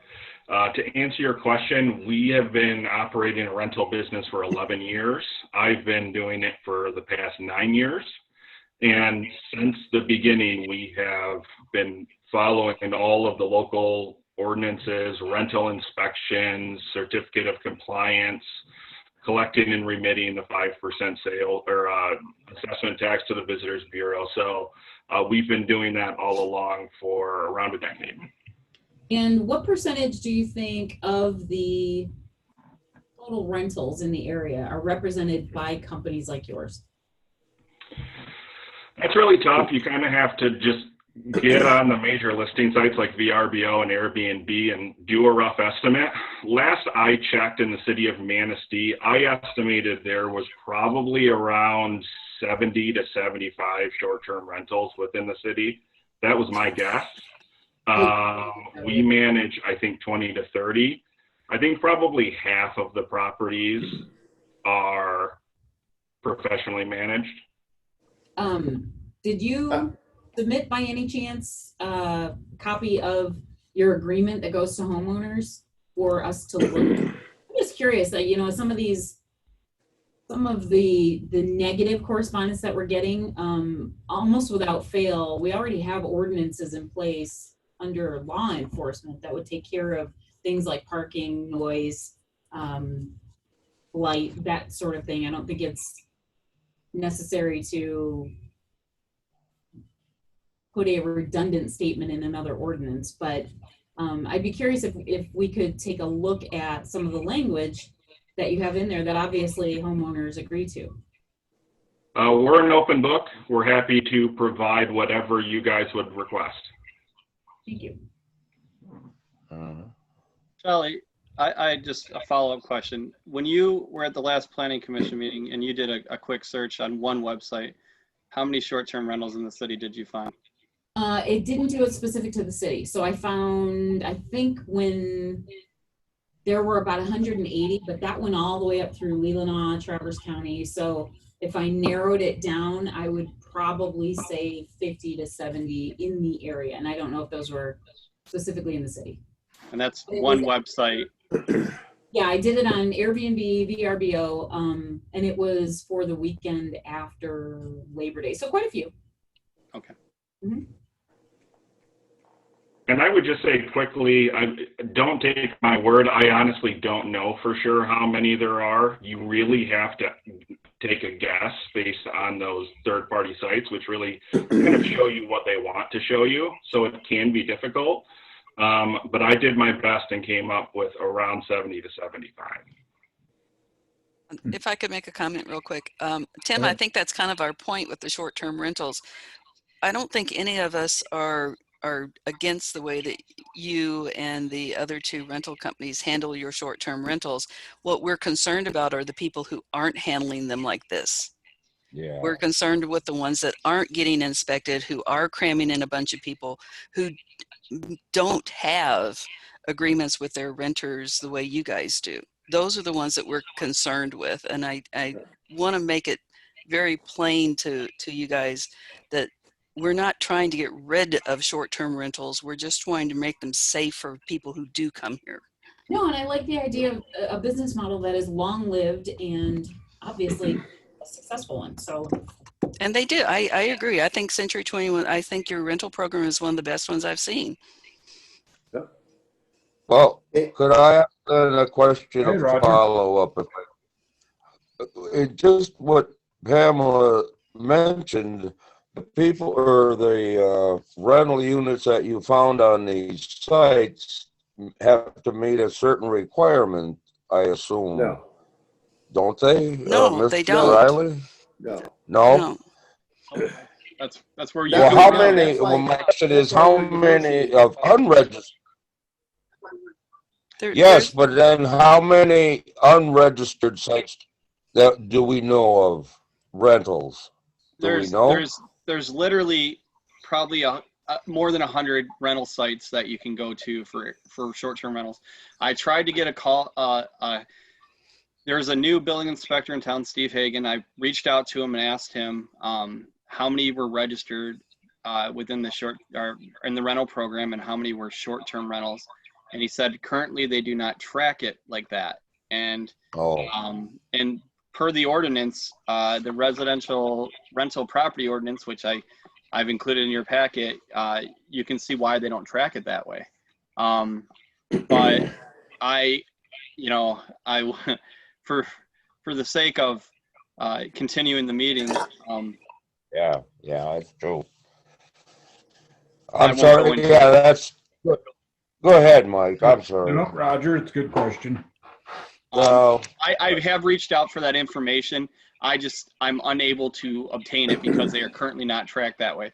I know that of some of I think he said, and I have it written down, and I apologize, I'm actually working from home today.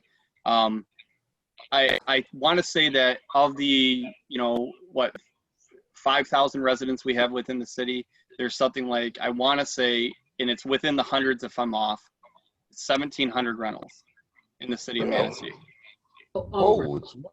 Now that's long and short term. Okay. So, but he couldn't differentiate between how many were short term, and that's unfortunate. I just don't have the data, guys. Yeah, that's okay. That's all right. But Roger, Okay. I think it's pretty fair to assume that at least half, if not more, of the short-term and vacation rentals are not following any specific guidance from the city or from a rental company. That's They're doing their own thing. Yeah, but how do you get them? How do you get these people then to be registered to follow these if we are not distinguishing between? Well, we start with a short-term rental ordinance and then we move on from there. I do That want would to be my suggestion. They're listing on a couple of sites. They have to, and this is neither here nor there, so I'm an advocate. If they list on a couple of sites, they have to meet their standards, and they get reviewed every single time. So these places are not safe if they're being loud, if people can submit reviews and they get reviewed. So the host owner doesn't get recognized, and they won't get repeat business if they're not running a decent place. I would tend to say, and this is just, again, my personal experience, that these short-term rentals tend to be much more in line with, I think, how we would like to see the city run all of these places than a good deal of the long-term rentals that are here. All right. Thank you.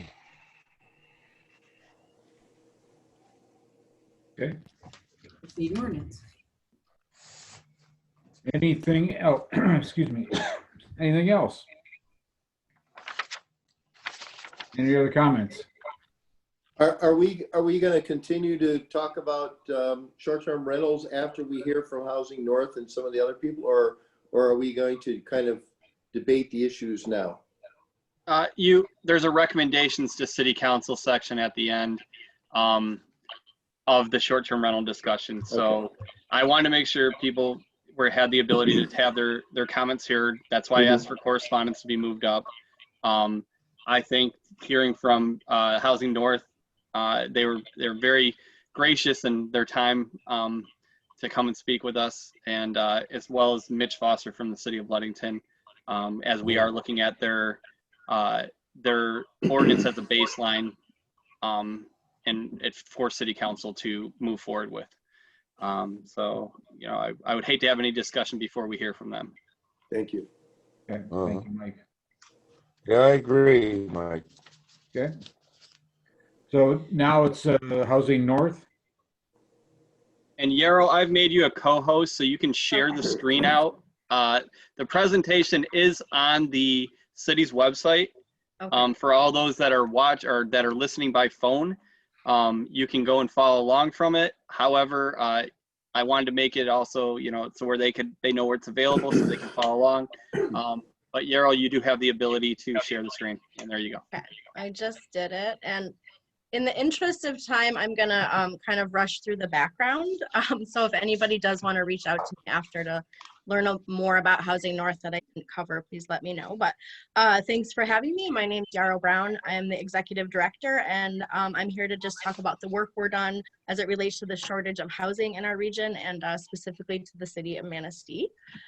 For those who don't know about us, we were formed about 2 years ago with support from the Fry Foundation, Rotary Charities, and Networks Northwest to address barriers to housing development in our area. Our mission is to build awareness, policy, and expand capacity so communities can create housing solutions that meet their unique needs. I'll just give you a little background on the organization and where we cover, which is the 10 counties in Northwest Michigan. We have had roots in conversation going back to many years, and were formed over a consensus that we needed a housing partnership to fill the gaps around communication, policy, and capacity. We have a 10-member board, and we're officially became a nonprofit this year, but have been around since 2018. So as a new organization, we thought it was important to be clear that the measure of our success was not just new housing units, but instead a change in the system and process of housing development, especially in the context of our three-legged stool, as I mentioned: communications and awareness, policy, and capacity. We wanted to be sure that the community is talking about housing, it understands both needs and solutions, and to be heard by statewide decision makers. And we also wanted to focus on new tools and resources for housing development. Basically, in 2019, a lot of the conversations around housing depend on the ability to communicate the need. So a priority for Housing North was getting an updated estimates on the housing demand. We worked with Networks Northwest to facilitate a target market study that showed a demand of over 15,000 housing units over the next 5 years in our 10-county region. As you can see in this chart, much of the need is in rentals, particularly for lower income households who find themselves priced out of the current market. But there's also a need for housing across the income spectrum among young people, retirees, and working families. I think it's important to note, while this study was done before COVID, we anticipate the need to be even higher in the future. With real estate values growing up, the supply of housing becoming tighter, and many businesses uncertain about the future, and more people with reduced income. I'm just going to briefly talk about our platform, our Homes for Our Future campaign, which is a call to action to the public, and the city of Manistee has endorsed our Homes for Our Future campaign, so thank you. And with this, and on our website, is a communications toolkit, as well as a housing ready checklist that can be used to address zoning and other tools to talk about housing in your community. Other initiatives we're working on are legislative initiatives to help incentivize with tax incentives and workforce housing, including working with the LIHTC, or Low Income Housing Tax Credit Program, to help rural communities like ours be more competitive for workforce housing or affordable housing projects. We're also working on getting boots on the ground in our communities, such as through our Housing Ready program. We have 2 positions right now in Charlevoix and Emmett counties, and are having conversations about other counties place more people to facilitate housing projects.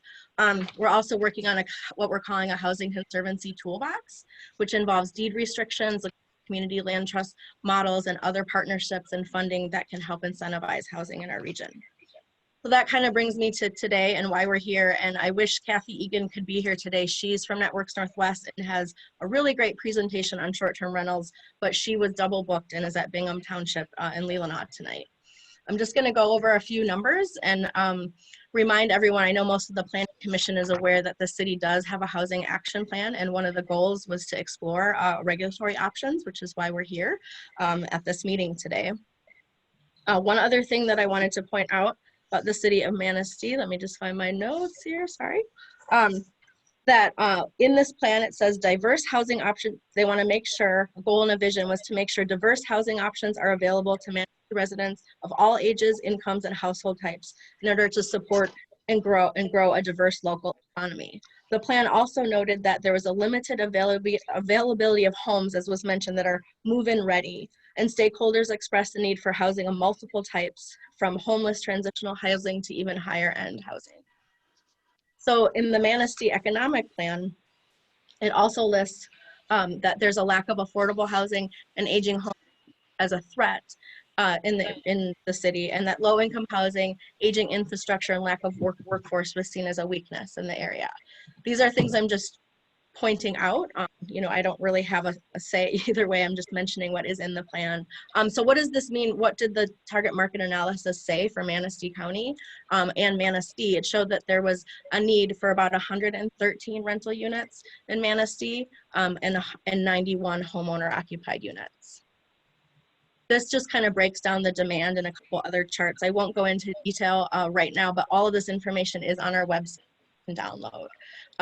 So when you get into the income levels and the demand, about 61% of the rental demand is under $650 per month, with about 37% in the $700 to $1,000 per month.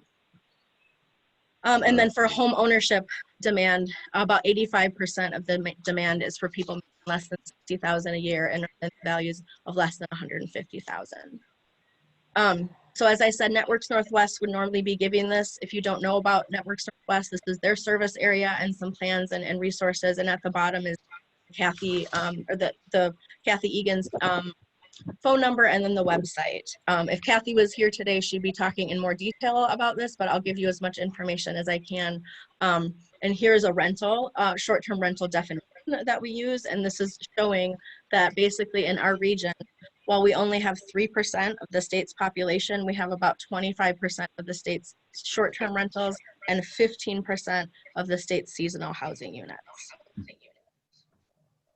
So Host Compliance is a website that's now called Granicus, and I think Mike mentioned that earlier, where it can provide up-to-date information on short-term rentals and give in-depth mapping and other resources. When I talked to them yesterday, they said there was over 96 active short-term rental listings as of 8/20/20 in the city of Manistee.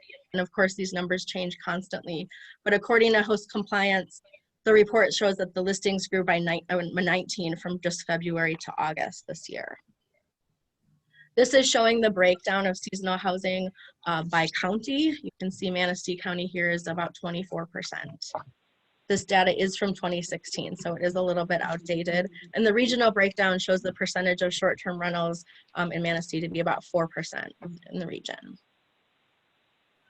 So the community perspective was brought up today. There's many viewpoints. Every community has varying issues. Each community, needs to determine how to approach this and to take everybody's opinion into consideration. We do know that, Michigan's home to 3%, as I mentioned, of Michigan's population, but 25% of it seasonal rentals. Efforts to regulate short-term rentals can help ensure there's adequate housing for the year-round in our communities, which is a goal of Manistee in the city. And the approach to short-term ordinances should be community-driven and try to look at all viewpoints. I know I kind of rushed through that. I wanted to make sure you guys aren't here till 10:30, and here is the information if you do have any questions or want to reach out to learn more about Housing North. I can take some questions, and we'll just stop sharing here for a minute with the caveat that I have been on the job for about 4 months. Working from my basement during a pandemic, but I will do my best to answer any questions, and if I can't, I'll get back to you with the information. So thank you for your time. Thank you, Yarrow. Is there any questions by the commissioners? Go ahead. Mick, go ahead. Yarrow, I'd just be curious. Out of all the issues in Manistee, if you had to choose one, what would it be? Related to housing? It's related to housing, yes. I mean, I think Manistee has already done a lot more progress in addressing the issue by having a city plan. So I think now I can't totally answer that, but I do think the numbers speak to the fact that the workforce needs more places to live. And so I think if we can find a way, and that's across the board, it's not just Manistee, we're finding more and more people, young families, including, families like myself, have a hard time finding a place to rent that they're not spending more than 50% or more of their income on living or transportation. And that's around the whole Grand Traverse region. Yeah. Have you invested any time and energy into trying to figure out how we can energize people to invest in our aging housing here in Manistee? Not specifically that, but I know that, one of the things we're working on right now is to try to have a housing ready program coordinator that could be doing some work in either Benzie and Manistee, or Manistee County specifically to coordinate that work. But we're interested in all housing and helping on all aspects of it. But I don't know specifically an effort focused directly on that in Manistee County right now. But I know it's a need, and I know it needs to be addressed. So kind of like a multi-generational housing. Well, and there's cooperative models that are out there, that could be considered. I think there's some really creative ways. What we're finding at Housing North is that we need to raise some capacity, both in staffing and fundraising, to be able to offset some of the pre-development costs, or get creative about getting land donations or ways that the cost of land is not so expensive for housing. Okay. If I could ask a question, Mark? Yep, go ahead, Roger. Ma'am, are you then affiliated with the last study we had last year with the group that came through with what their recommendations were? And that was a government group. Are you referring to the housing action plan or a different? Speaking of rising Well, then we had about Rising 4 Tide. people in Rising Tide, yeah. I believe we worked in collaboration with them, but that was before I came. But I believe that Housing North was part of that process. But maybe you can answer that. I believe so. We were on, Yes, I know, the housing action plan, but not necessarily the economic development plan. I think they were. Yeah, they're on the housing action plan for sure. The economic plan, they weren't listed, but they worked closely with Beckett and Rader on it. So I was wondering if they were, but I know Rising Tide is. I just have one quick question for Yarrow. It sounds So the a bit like there's a chicken and the egg kind of thing going on with some of these communities, particularly ours. 113 rental units are the immediate need, if I recall the number off of your presentation. So how is it that communities, at least in your experience, are able to attract developers and home builders and apartment builders and condo builders to expect homeowners to take existing properties and turn them into long-term rentals? I don't know that that's a viable solution. And it sounds like many of these would be smaller rental units anyway. They're probably not looking for homes. Are there resources? Are you running into that? There are some, but they're very limited. And a lot of them were not competitive for the tax incentives or the way. So we're working right now with MISTA to try to incentivize more projects up here. But, we're talking still multi-million-dollar projects, and there's still usually a gap to fill to make them, at the rent level that people need to make them. But we also know that there's housing across all income levels as well. So we're looking, like in Charlevoix, we're looking at creative ways to work with the Brownfield TIF program to do smaller level projects where we could have a quicker turnover. But a lot of it is, construction and getting, developers to even work up here. So that's where we need, project coordination and that's where Housing North is trying to help. But we're also, helping all 10 counties, and we're trying to figure out ways we can coordinate the effort more. So we're open to ideas and any creative solutions people have as well to bring them to the table. Thank you. Pam? Yes? Question here, Mark. What's that, Raj? Is this organization at all funded by the government? Roger, Is there any government funding in this? There is very little government funding right now. We're supported, or one of our housing. Yeah, my We're mostly question funded is. by foundations. Good, Raj. But I'm saying with the elections coming up, who knows what may happen. If your funding is dropped, you may have, you know what I'm saying? I Thank do know you. what you're saying. And I feel like we're pretty secure for the next couple years, but we, you know, we do have a model where we're going to be trying to work with different units of government to see if they want to support us. And there's various ways to support the work we do, which I can certainly share. But right now we feel like we're in a good place to. Okay. Yeah, good luck or whatever.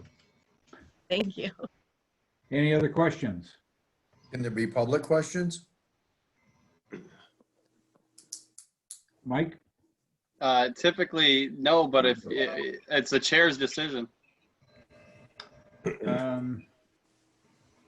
Typically, it's with the commission, but I will allow 5 minutes of questions. Okay, I guess what I would question is if there's 96 short-term rentals in Manistee and you have 113 rental demand, and you're looking at the units, the least that they would rent for is $650 a month. That's 61% of the need. There's 37% of the need is 700, and there's 2% is over 1,000. Of those 96 units that are in Manistee, the city of Manistee, that's on her number, how many of them do you really think are going to be rented for $650 a month if you try to convert them to monthly rentals? So I would hope that we're not looking at the short-term rentals as an answer to the housing problem in Manistee, because I would doubt that even one of them would do that unless it should be a month-to-month rental. I'll comment on this. I think some of the problem is it is exactly what Susan said when she commented about the condos that are not for short-term rentals, and that she said they currently sell for $175,000. All right. Now, if they were converted over to short-term rentals, you could see them go for $300,000 to $500,000.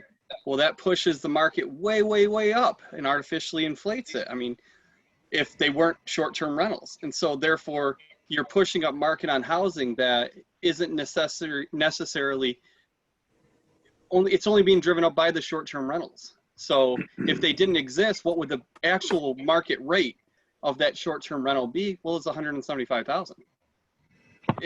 And that's part of the issue here, is if we keep allowing more and more of our housing stock to transition to short-term rentals, we're going to lose the ability for young families to come in and work, teachers and police department and fire department, to live within the city and live here and work here. And it's you see it over and over. I mean, I had a really difficult time. I've only lived here for 3 years, and I looked for like 6 to 8 months, and I ended up having to go and do sweat equity and basically buy a complete fixer-upper and just go to town on it. Now, not everybody's able to do that, so that's part of the issue, though. Is they are being driven up by short-term rentals. If we continue to allow them to expand, you will see, the market continue to rise and push people out of being able to buy and rent. I think that I'm sorry.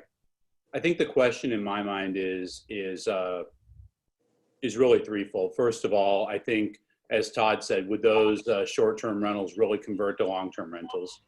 And the answer is likely they wouldn't.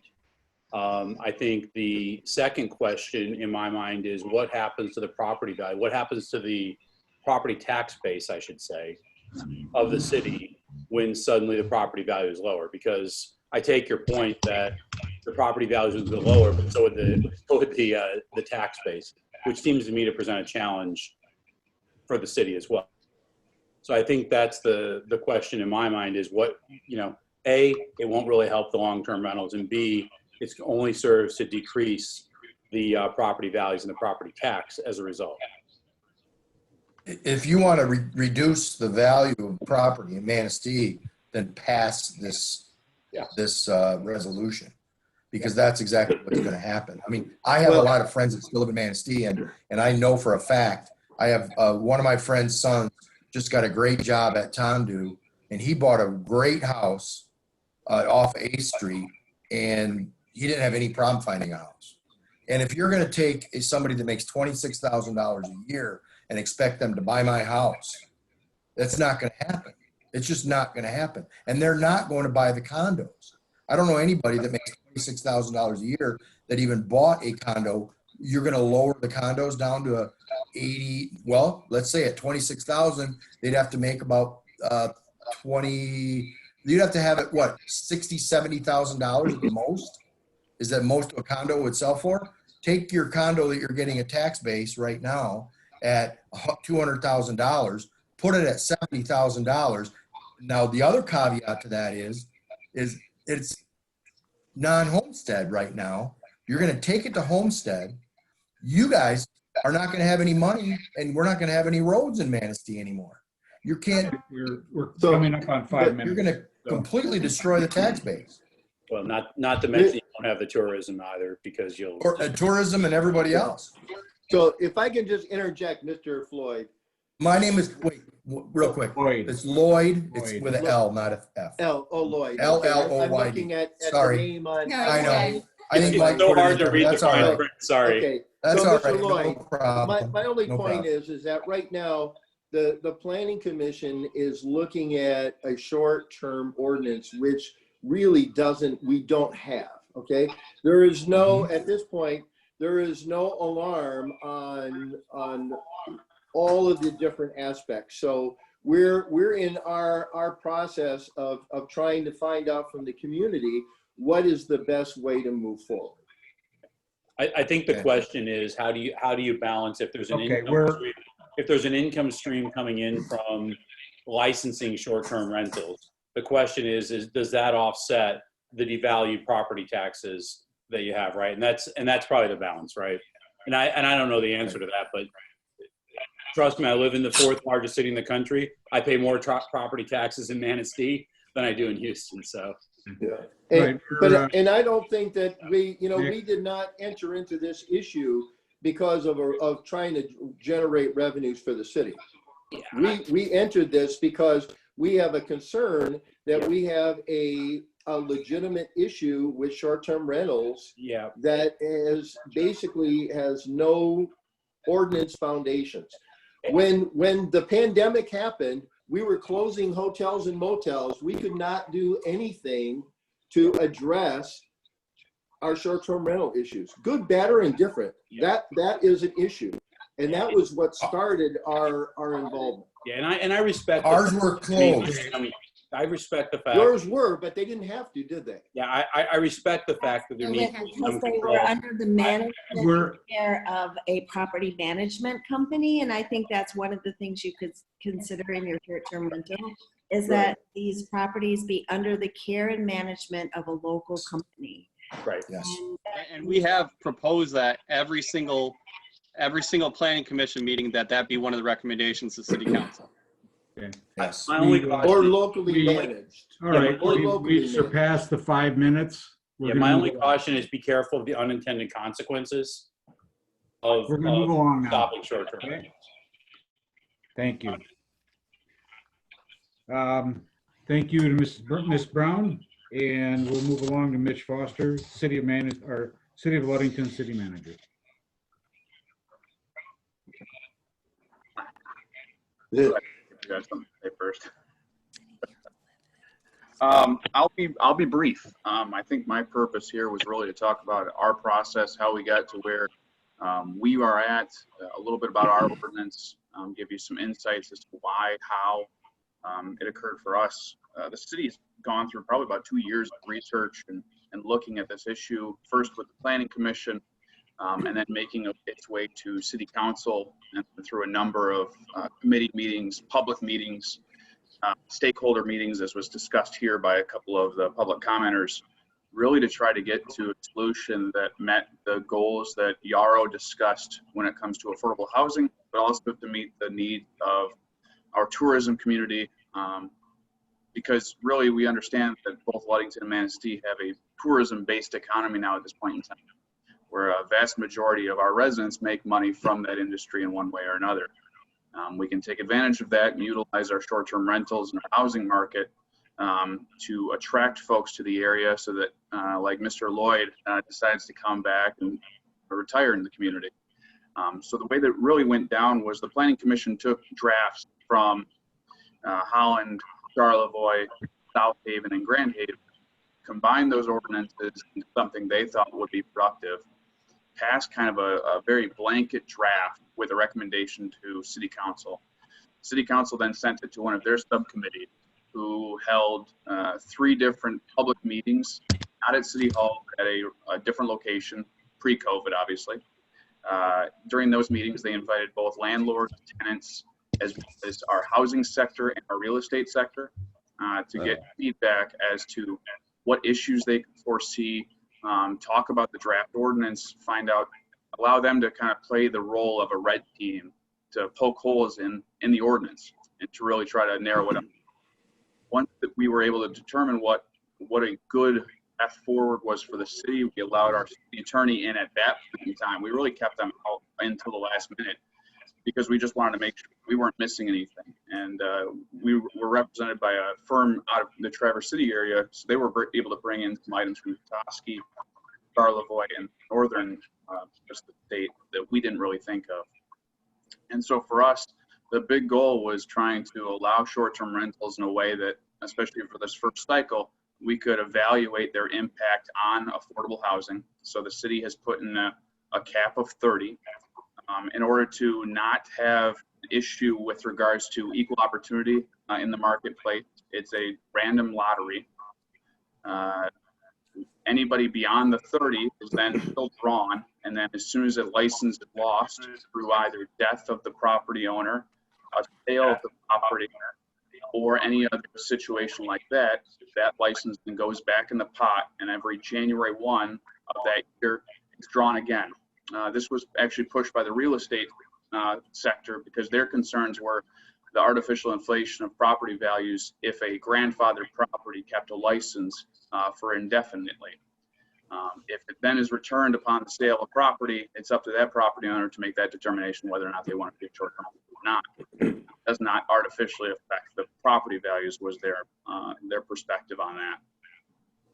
The city then made sure that our housing sector, our affordable housing sector was impacted, and our neighborhoods were by the types of items within it. As was talked about earlier there, we didn't really need to deal with parking or occupancy or inspections because we already have ordinances in our books for that. So we just made sure they were referenced in there to other items. We didn't even need to make more rules that weren't necessary.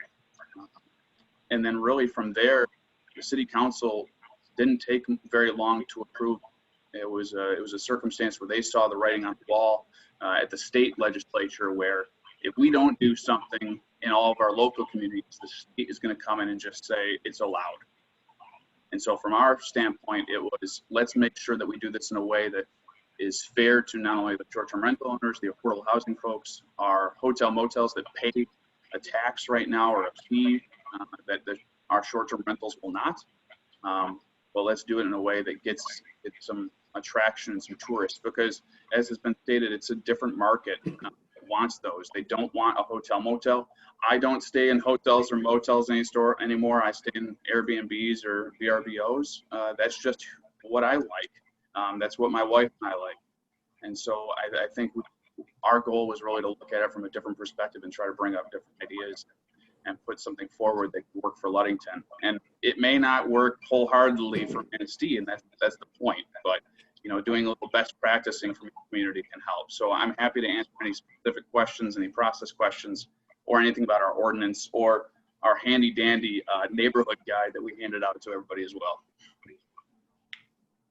I actually Mr. have one Foster. question. Oh, go ahead, Nick. Yeah, how did you come up with the number? Yeah, it was, some would say it's a bit arbitrary, but really it was, we looked to staff. The city council looked to staff to say, what's something that you think you could handle in year one? Because there is some administration regarding short-term rentals that we would have to deal with on top of the long-term rental program that we already have in place. I know the number was thrown on for Manistee that you have 1,400 rentals between single and long-term rent, or short-term and long-term, the city of Ludington has 1,500 long-term rentals already. So adding 100 more short-term rentals would have been a little bit too much for our already stressed out staff. So we were trying to think of a way that could be almost a pilot program for this at 30. So this is the first year of the 30? Yeah, actually, it will be into effect beginning January 1, 2021. All the licenses will be in place. We are in application process right now. Those will be due on November 5th, and then the lottery will be on November 12th, and then we will do inspections between then and December 31st. If inspection is not passed for 2 straight inspections, they are thrown out, and the next person in the lottery gets that license potentially. Now, the short-term rentals, are they just in the residential areas in the neighborhoods, or are they in the condos? So when the city approved most of our more recent condo developments, there was a line within all of those developments that allowed short-term rentals as a right for any of the developments that allowed them already in their rules. So they're allowed by right in any of our condo developments, or at least most of them. For the general short-term rental ordinance that was just approved, originally the thought was to limit it to very specific neighborhoods because it's a high value area or a high desired area for those types of rentals.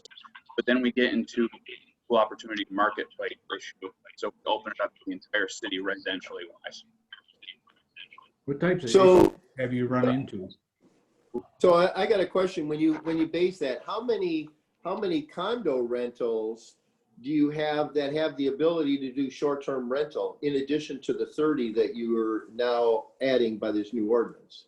Well, really, from a condo side, we don't have a ton. We probably have 15 to 30 that actually participate in short-term rentals out of those condos. And as was discussed earlier, most of those are folks that do it for a few weeks at a time, and then will come up and utilize the condo and rent it out again.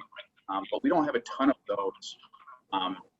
Most of our existing short-term rentals, the city used to have an ordinance that allowed it back in the 80s. It was then taken out of place. We have a handful of grandfathered in facilities that have since kind of passed on. So we only have about 4 existing short-term rentals still that are existence from back then. And the other question is, how many renters or owners do you expect to apply for the 30? Just any kind of estimate at this juncture? Carol Ann, our planning and zoning administrator, thinks somewhere around the neighborhood of 100. I think we're going to be right around the neighborhood of 40. My only reasoning for stating that is because in our application, you have to be ready. You cannot come in here and have this speculative home that you're going to buy as a property to make income off of as a contingency with your license. You have to have property already. So I think, as some of those that have already talked about on the line here, people who do short-term rentals invest potentially more than long-term rental owners do. And so for those that want to, you've got to put in the money, not only on the application side, but also in the rental to really take advantage of the program. I personally don't think we'll have more than 40 or 45. So based on what you just said, and only 30 licenses being granted, what do you think the actual level of compliance is going to be? Because I just did a quick search and there's 75 places available like next weekend in Ludington. There aren't actually. So we also utilized host compliance as was discussed. And so the city, every time we have a short-term rental that is a licensed short-term rental pop up on any of our sites, our staff will send them a letter letting them know that they are out of compliance, that is not allowed, and that they have to pull it. Okay, that's what that software does? Yep. Yeah, so that's what host compliance does. Our goal at 30 is that's something that reallocating staff time to do that monitoring, so we don't necessarily have to pay for host compliance, that we can do that on our own. And then again, it can be adjusted over time, but we believe that's something that can be monitored in a short term. What department does that? Planning and zoning. Planning and zoning, okay. So Mr. Foster, I'm sorry, one more question to go back. How many condos have the ability to become short-term rentals? How many condos that you have that you mentioned already have the right by their use? Man, I would have to, I don't want to give you a bad number, but I'd probably say over 200. Okay. But again, unless you have a property management company like Mr. Riley, without them, I don't want to operate a short-term rental. I don't want to go back and clean the place every day or every weekend. And so without a property manager that you have to pay, people will keep those open. And I think it's just a hassle for the vast majority. But, we've got the 20 to 30 that take advantage of it at this point. All right. I Can got. I ask? Go ahead, Roger. I do have a question though. I want to get it in before we're done. Yeah. Yeah, go ahead. Go ahead, Tammy. Okay, Mitch, as far as your lottery goes and your 30 allotments that you have, is that renewed automatically, or is there a new lottery like whenever that license runs out? So one of the concerns that we had originally was that we would have to do a lottery every 3 years. But as the property owners made perfectly clear, if they're only in it for 3 years and there's a chance that they may not be in it for another 3-year period, why invest the money? Yeah. Why participate? And so ours it's not necessarily an automatic, but all you would have to do is once we get to that 3-year renewal period, it really is simply you turn in your application, let know that you're renewing it. And as long as you pass the inspection again, you keep your license. Okay, thank you. Mark, did that change recently? Because I thought when I spoke with Carol, it said that that there was some. Now I can't remember what it was, but there was something that if they fail to meet the inspection, they're not able to reapply, right? Correct. Okay. Yeah, and we also, that was one of the things that was discussed earlier. We have a 3-strike and you're out. So if you have 3 separate violations of city code or of the short-term rental ordinance code, you lose your license. There's the appeal process, but you're done. So the questions are about, or comments I could say about utilizing the front yard for a bathroom or fires, loud noises, any of those things will be handled through that process. At the end of 3 years, say all 30 remain in the program. Mm-hmm. You open up additional licenses to give other owners a chance? That would be the decision of folks in your chair or city council for the city of So one other thing is they're not transferable if you sell the property, correct? Correct. That was one thing that the real estate market made that comment to us. We had our local chair of the realtor board comment to us that they thought that was something that would artificially inflate property value, not necessarily just of that property, but also neighboring properties, and cause a really weird impact on housing market. And I wanted to also thank you for making yourself available. I really do appreciate it. Hey, not a problem. Night meetings are just part of the job. Any other questions? Thanks, Mr. Foster. Appreciate it. Not a problem. Thank Yes, you. Mitch, thank you again. Thank you for and coming. And tell Carol she did a really good job on that. And I think you guys did a great job on it, getting it together. I think it's one of the better ones we've seen as far as a procedural, process. And, I think you guys did a really good job. Thank you all very much. I'll stick on just in case someone wants to grab me later, but I'll stick around. Thank you, Mr. Foster. So when Mitch, when your friends want to visit you in Ludington and there's only 3 places to stay and you say you like to stay and you and your friends like to stay at a vacation rental, send them to Manistee because we're going to have a bunch of them up here. No comment. Thank you. Yeah, All right. you know. Well, let's keep moving. Can we mute him? Current city rental ordinance. All right. So Linda brought this to my attention in the last meeting. Chapter 1482, residential rental properties. We were tasked, I want to be upfront again on this, because we were tasked by city council to develop a baseline for short-term rentals that then city council will take and develop it completely. We are just the very, very first, part of it, not anything else. Saying that, when we got our direction, I was not aware of the residential rental properties that then under dwelling and definitions, a dwelling under the rental ordinance means any house, room, apartment, including those offered as a short-term rental, i.e. Airbnb, bed and breakfast, etc.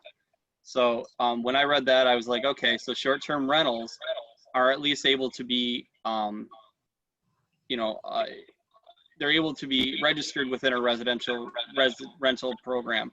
I asked the city attorney if he felt that this was going to stop any kind of development of the short-term rental as far as grandfathering. He said absolutely not. So I just wanted to put that out there, let Linda and the rest of the council know that I did post that question and make everyone aware that they do exist in here. So. Thank you. All right, that's all I had on that. If you guys don't have questions. Any questions on this from the commission? None? Well, not questions, but are we going to follow up with recommendations to the council? That's the next thing, yeah. Okay. So next time on the list is make recommendations to city council. And Mick, I know me and you had discussed, and this might be for something, but I think is a really good idea, is if we do set a number on these short-term rentals, and if you guys choose to do that, or whatever it may be, that allowing for a 7-year short-term rental bonus license in an area that needs, some kind of or some form of renovation. I think that was, appropriate recommendation for city council to look into. Okay.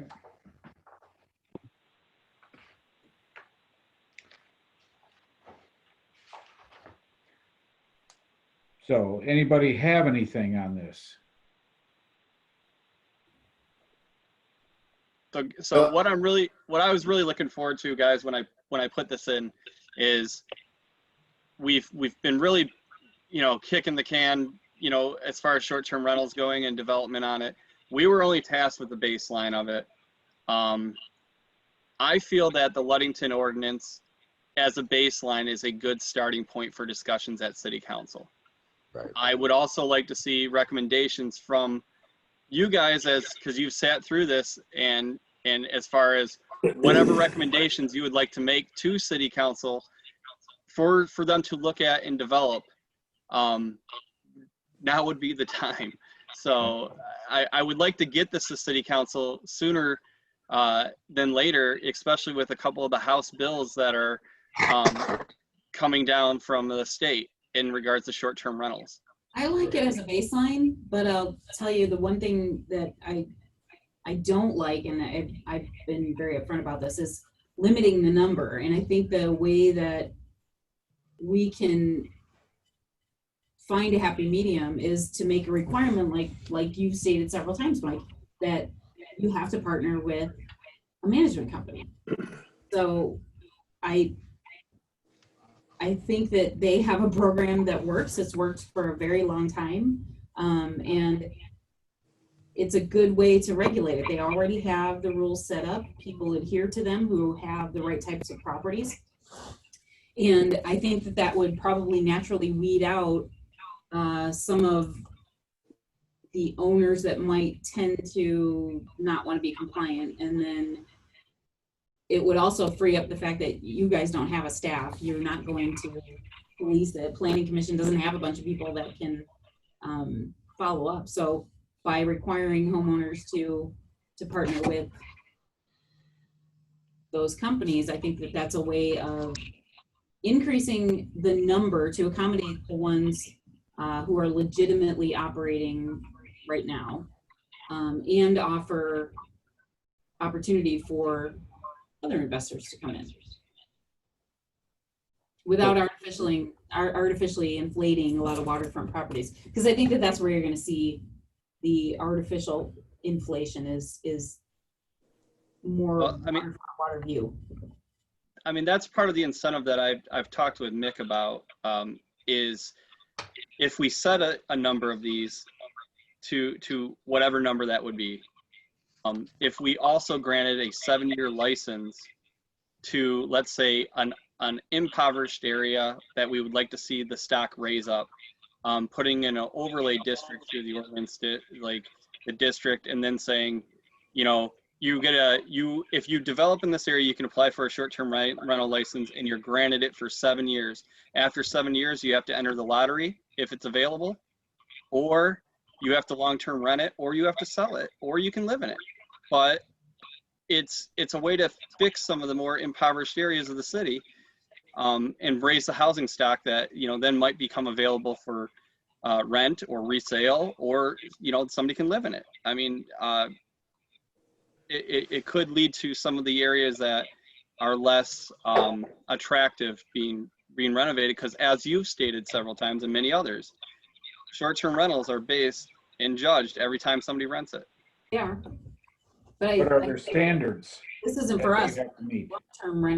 Long-term owners of some of those more impoverished houses need to be dealt with. And I know you said that the new inspector will help with that.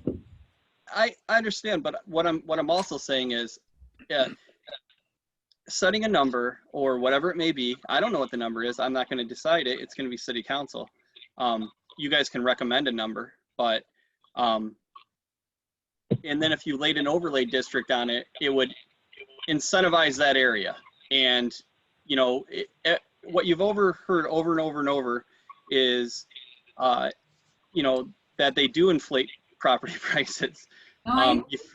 You've heard it from Ludington, you've heard it from us, you've heard it from Housing North,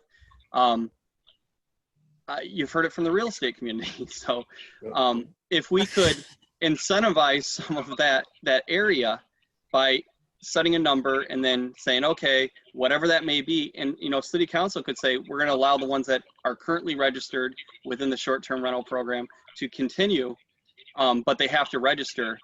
And then, you know, whatever they decide, I don't know what they're going to decide. We're just tasked with the baseline, but I think that is a good recommendation, is to set a number, and then, you know, they can modify that number to go with what is existing within their short-term rental program. And then they can incentivize some of these lower income areas with an overlay district to say, we'll give you a license for 7 years. And after that, you have to enter the lottery. You're not guaranteed a license. You have to sell it. You can rent it, or you can live in it. And it could see some of our housing stock increase in those areas. I think it's a good recommendation. I just thought I'd feel, you know, what were your guys' thoughts on it? So with that said, Mr. Riley said there are about 70 to 75 short-term rentals in the city. Mrs. Brown said there's 96 by host compliance, who we didn't get into regulation, but they are, I wanted to let the presentation for regulation. We can put forth a recommendation to look into it for city council. I think they are a great company. They're always trying to get me to take part in their presentations. I've sat through one or two. They will do some of the enforcement with you, such as writing the letters when they find them on there. And they're, you know, and that's why I've also said, if you're going to not only have a real estate company partner with our short-term rentals, but also your second picture should be the license issued out by Manistee. So if ever there was, you know, we wanted to step away from host compliance because of increased fees or whatever, there's a route forward for us. You know, we can say, okay, second page, is that an active and valid license? Yes, it is. Okay, moving on. You know, so, you know, that's just something that I recommend. But with, you know, these are recommendations that really need to come. What are you guys thinking? Is, I guess, you know, we keep having more people coming in, more people weigh in, which is great, but we really are not going to be setting the strict guidelines. We're just basically the first stepping stone for city council. Well, but they do consider heavily our Yes, they do. Oh, to set recommendations, what Okay. feelings on numbers? Yeah, that's what I was If just. we want to start with that. Well, Right, here's fifth. my, go ahead. I was gonna say, let's try 50. If they say there's 96 or 113, you gotta start somewhere. Yeah, Or a percentage. I would be, I'm real concerned with picking a number, especially after listening to the logic from Ludington. They picked a number based on what they could handle in addition locally. And that was what drove it. It had nothing to do with the economy or the tourist population. Secondly, when they have 200 condos, again, it was an estimate, but you have 200 properties in Ludington that easily could be converted into a short-term rental because of their by right application. Now you're starting off with a potential of 230, because knowing that if I own that condo and now I know, hey, I just inherited a gold mine because I have one of 200 properties. So I'm concerned that the numbers, whatever number we go forward with to city council, would be inappropriate at this time, because again, it would be somewhat arbitrary. I obviously, I do like the idea of incentivizing and overlaying districts for people to take some of our aged inventory and build it into something that is valuable, either long or short-term rental. I'm just not sure that we want to eat the elephant all at once, okay? One bite at a time. And to me, the most critical part of what is in the ordinance, and what I thought Ludington did a phenomenal job, is the compliance piece. Everything that they said made perfect sense. This is how we want to run our short and long-term rental. I would basically use the guidance that they had both for short and long term, because it covers what we expect: a safe product for anyone to come into Manistee, that we can feel comfortable that they're going to have a good stay, and it complies with all those other things. One ordinance cannot address all the woes that exist in Manistee. So if we don't keep it kind of simple and basic, we'll never, get to the next step. So my recommendation. I will say this one thing though. When you're deciding on that, the biggest thing is the rental ordinance, which I recommend that it gets put in with the rental ordinance. Mm-hmm. Yeah, and the issue is that's a codified ordinance. It is not in planning. It is not in zoning. It is not for us to we don't have any power to administer that. So it needs to, that's where I keep going back. I realize that you're on some trouble with the connection. Please try again in a moment. You're on the city council, Mick, but we only were tasked with developing the baseline, and I understand the want to talk and discuss more outside of council, but if it's going to be a codified ordinance, which I strongly recommend it is, and it gets put into that for the enforcement, because then you can start using, I don't work weekends, the police department does. Right. So the issue is we were tasked with a baseline. We can even get a range of numbers. I'm not saying you guys even have to set a number, but we need to start putting this ordinance in the correct spot, which is city council and a development on a codified ordinance.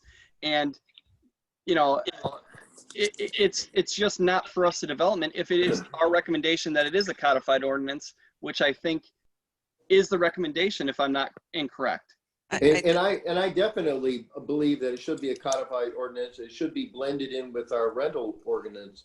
But again, I'm just not convinced that coming up with a number, unless we have more science than what we currently have, that a number may be a range. But then again, if the range is so far either short or large, then it becomes almost meaningless as well. So Mick, what about the recommendation, since I know these companies probably keep pretty meticulous records, what about the recommendation that the existing homeowners who have complied be grandfathered and then an additional number?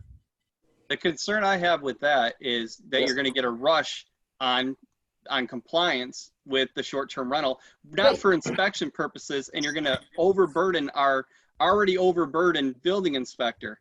It would be one thing. We do have resource issues.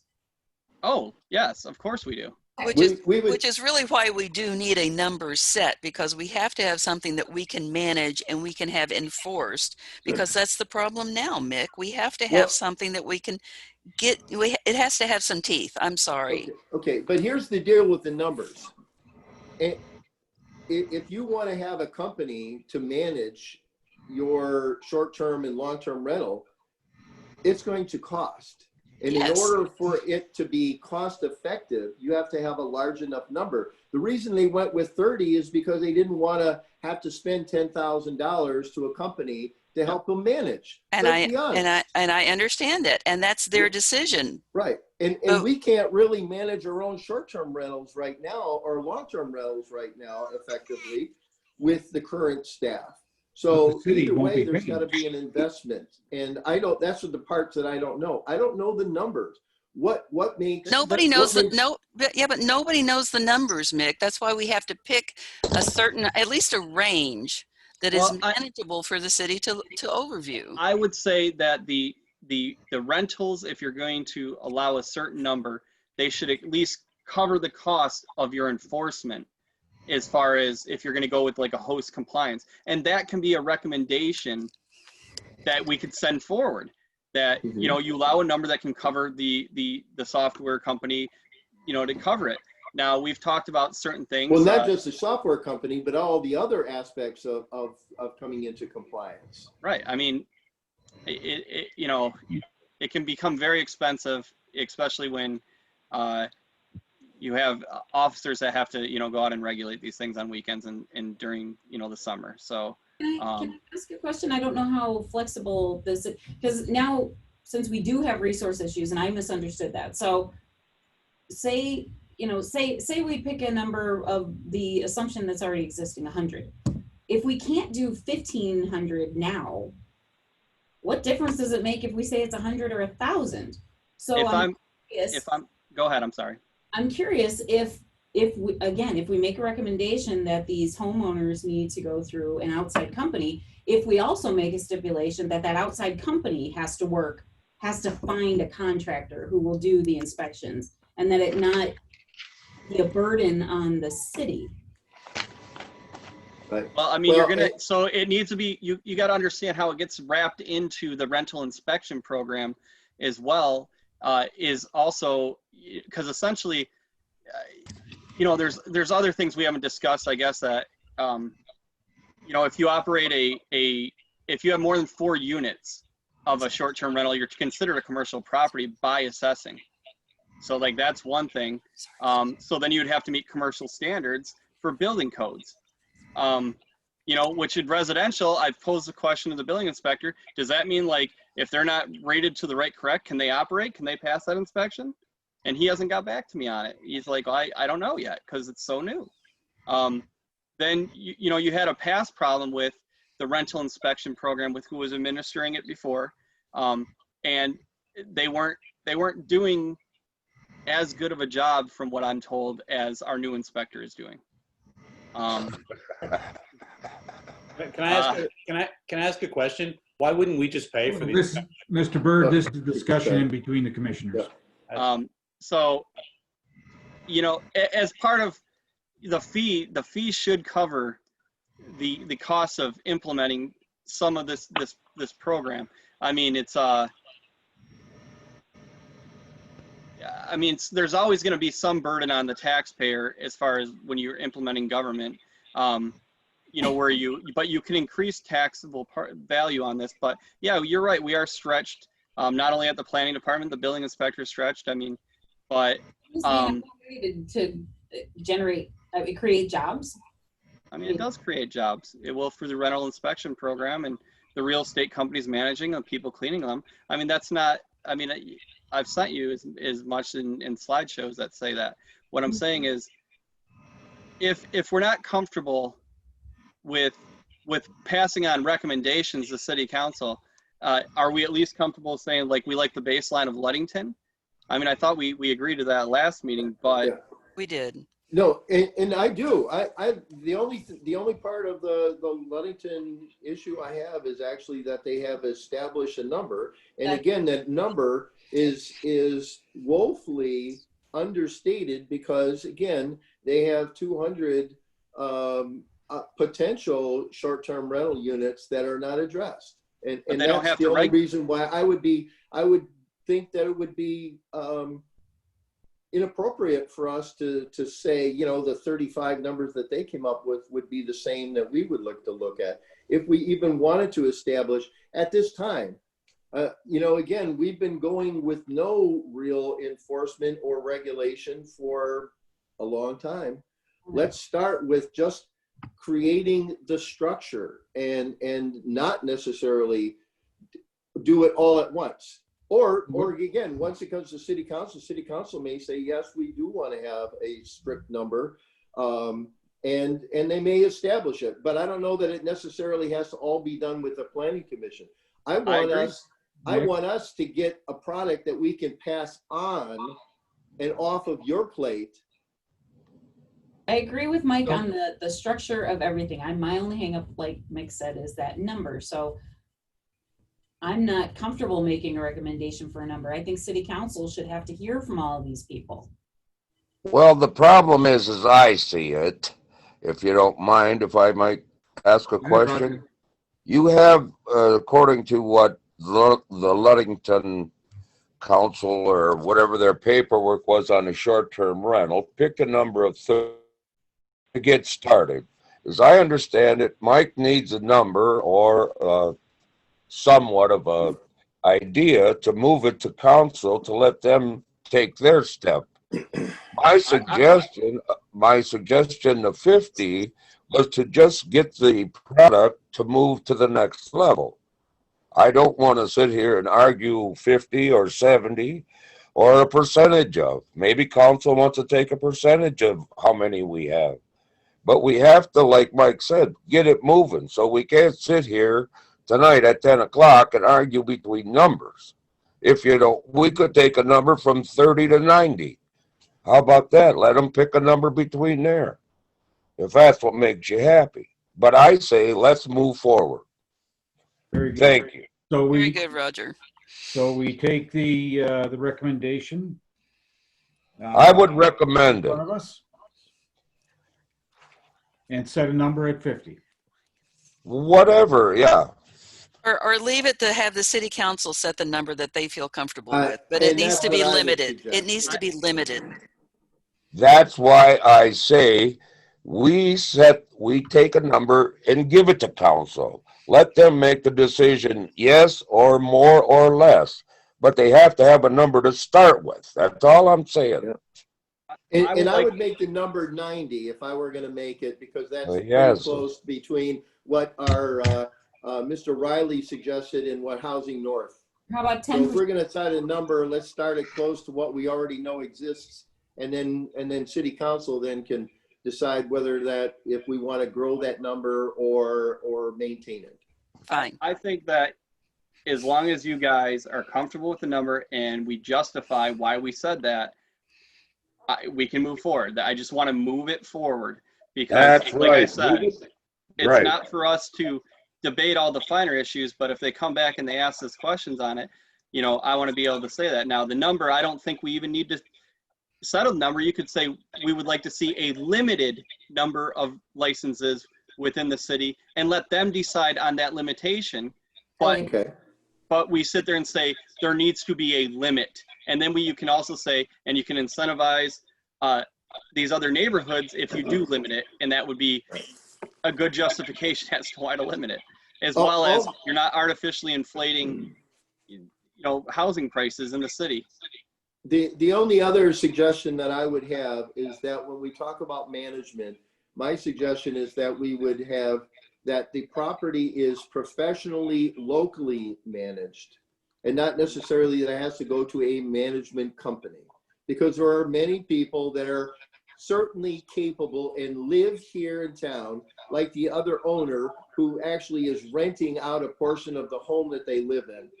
And I think that that would be, in my estimation, that would be professionally managed if I'm renting out an apartment in my house. Wouldn't So you that consider would that be a another grandfather, suggestion, though? and not just No have it go grandfathering. only to a management company. That would be a grandfather. Right. Well, just like I said, just the wording is professionally, locally managed. That kind of covers it. You're either an in-town resident and you have the ability to run it, or you give it to somebody locally that can.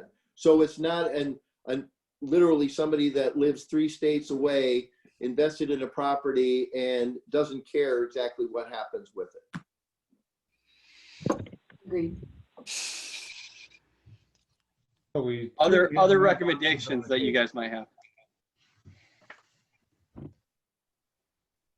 I really like Ludington's, and I like the idea of the lottery, and like I said, I do whatever the limit is, it needs to be limited so that it has some teeth to it.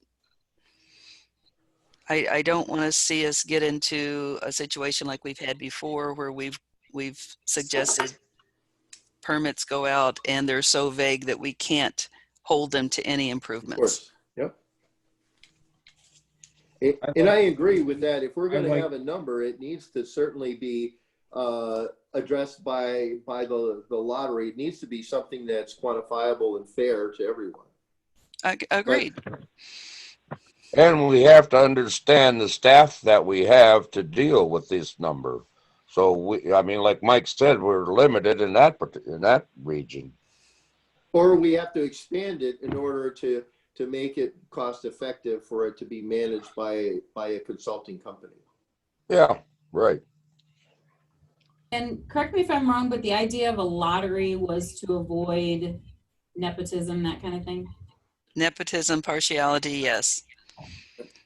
It was the only way that they could get theirs from the numbers that they currently had to the numbers that they wanted. Well, that was brought up by the real estate people also in Ludington. Yeah. Yep. So it seems like we're chasing our tail a little bit, but so what do we want to do? I can read what we've written down, and then if you guys can take it from there. How about that?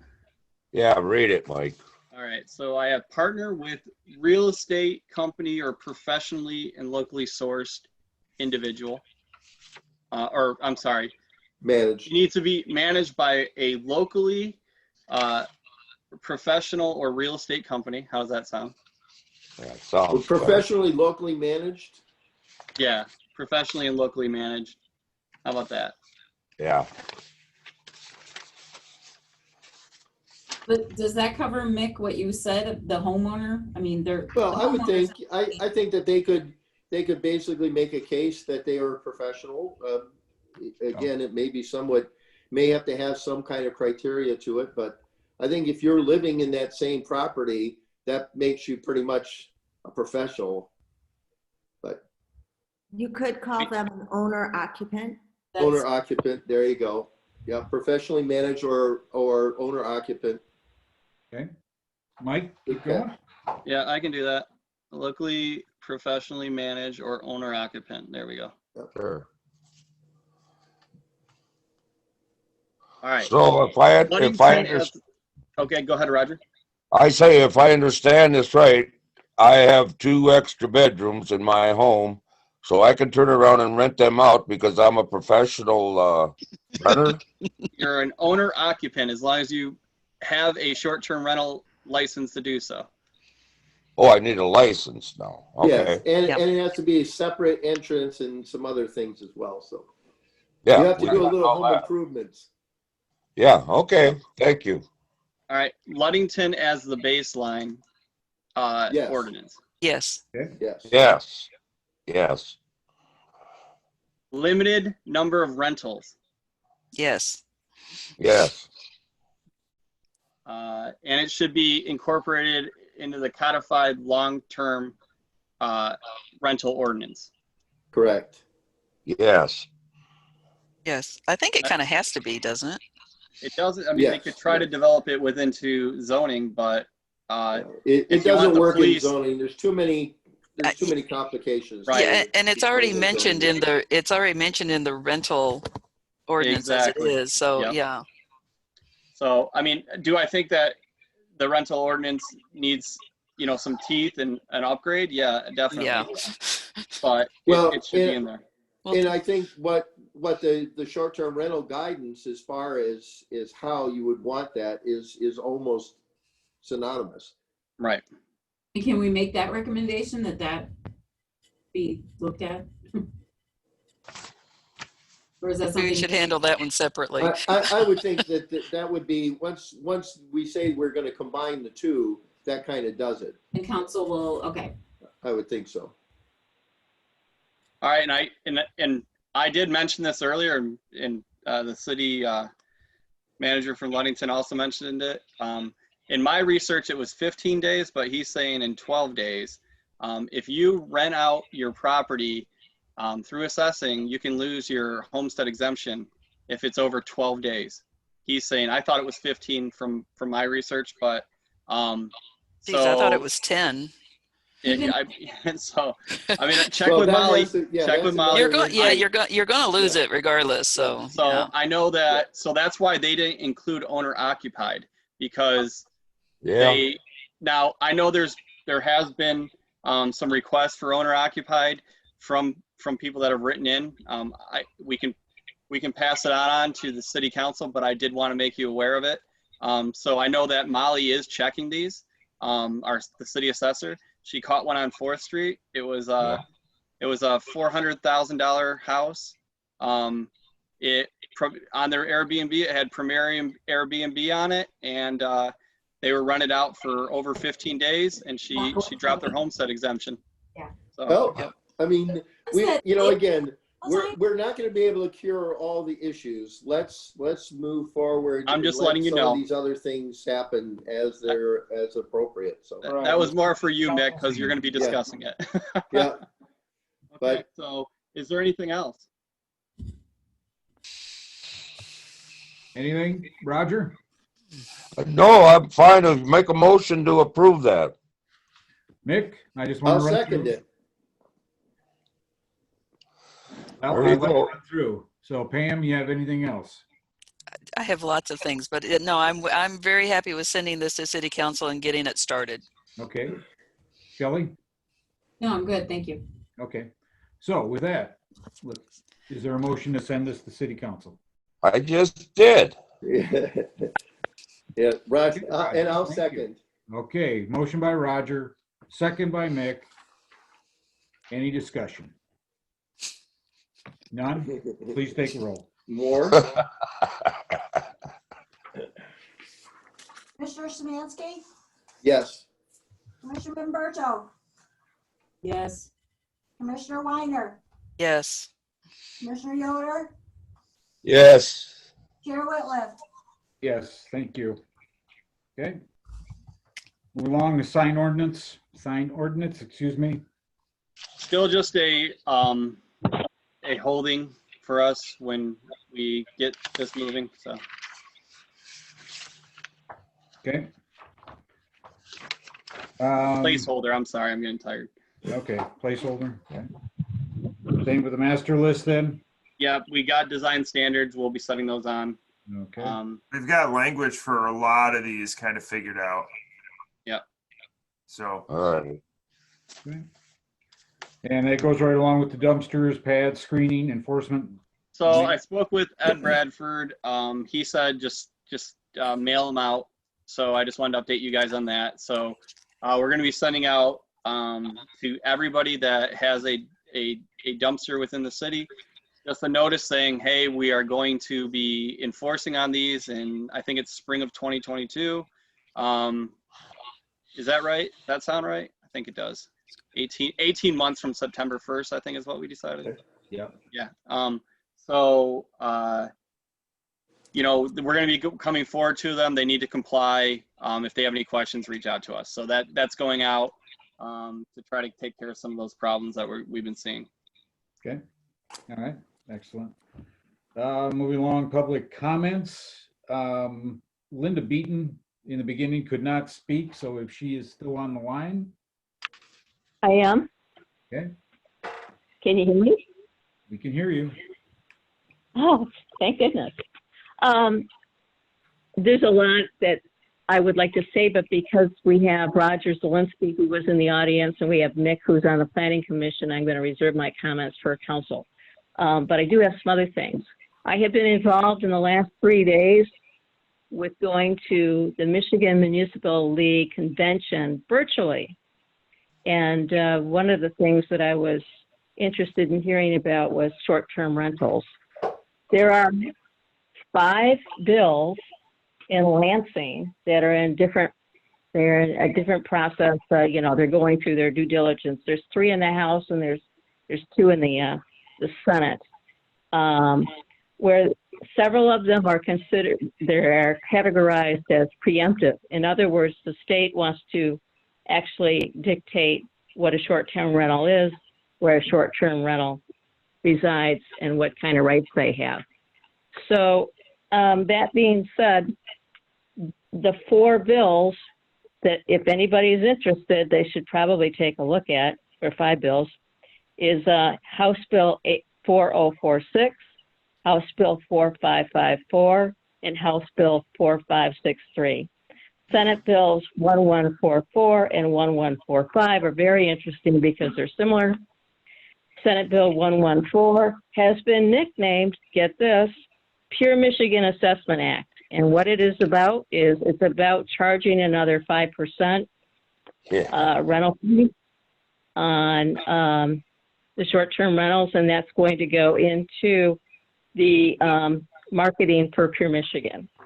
Yeah. So that just was issued and started on September 24th, 2020. So again, that's Senate Bill number 1144. So I think we need to keep our ordinances and local control local rather than letting the state tell us what to do. So whichever side of the fence everybody sits on, I would hope that they would at least talk to their state representatives and let them know that we can be in charge of forming our own ordinances as for short-term rentals. So I'll stop talking now because I know it's late. Thank you. Thanks. Linda. Anyone else that is remaining? Name and address, please. Did you know? Bob's here. I think I'm off. You're still on, Linda. Probably. You're still on, Linda. Oh, well, my husband is here. He's on the plane. I can't believe you guys are still there. I've been on the road all day. Could have joined us. Yeah, Bob, we missed. Kind of hard to do when I'm driving down the expressway.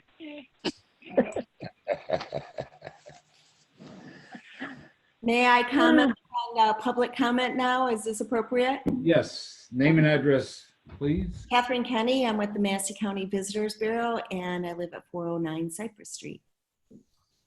So, Linda, I just wanted to comment. I follow very closely all the short-term rental bills that have been introduced, and the Pure Michigan bill that diverts funding from the local visitors bureaus to fund Pure Michigan is not something that the Visitors Bureau would support. It actually takes money out of the local community and reduces our budget to market the county and sends it to the statewide marketing program.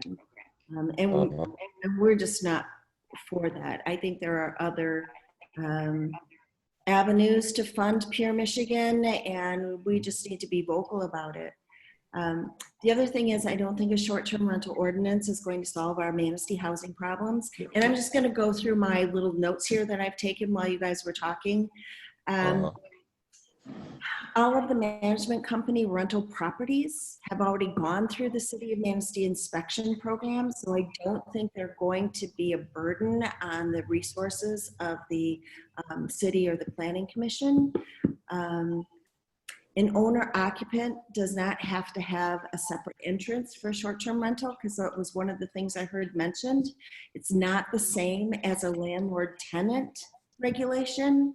So we have many rentals in the area where, you know, grandma is renting her bedroom upstairs and they all come and go and share the bathroom and the kitchen. There you go. Thank you. So the other thing is you could exclude owner occupied from the lottery because of those reasons. And an owner occupied unit that's renting one room doesn't have the same economic impact as a home on Lake Michigan. So if you do a lottery and all of a sudden you've got an imbalance of the types of short-term rentals you have, you're creating an economic void for our industry. All right. And also when you create your number for how many rentals you would allow in the ordinance, will you exclude condominiums like they do in Ludington? Because that's actually a separate ordinance in Ludington. It's not part of their short-term rental ordinance. Right. And I have questions about incentivizing a neighborhood to invest in developing a short-term rental area. So if you take a neighborhood that has many houses that have deferred maintenance and they have to put $100,000 to $150,000 into those homes to bring them up to the standards of short-term rentals, because short-term rentals have high standards. Those homes are now going to be priced out of the market.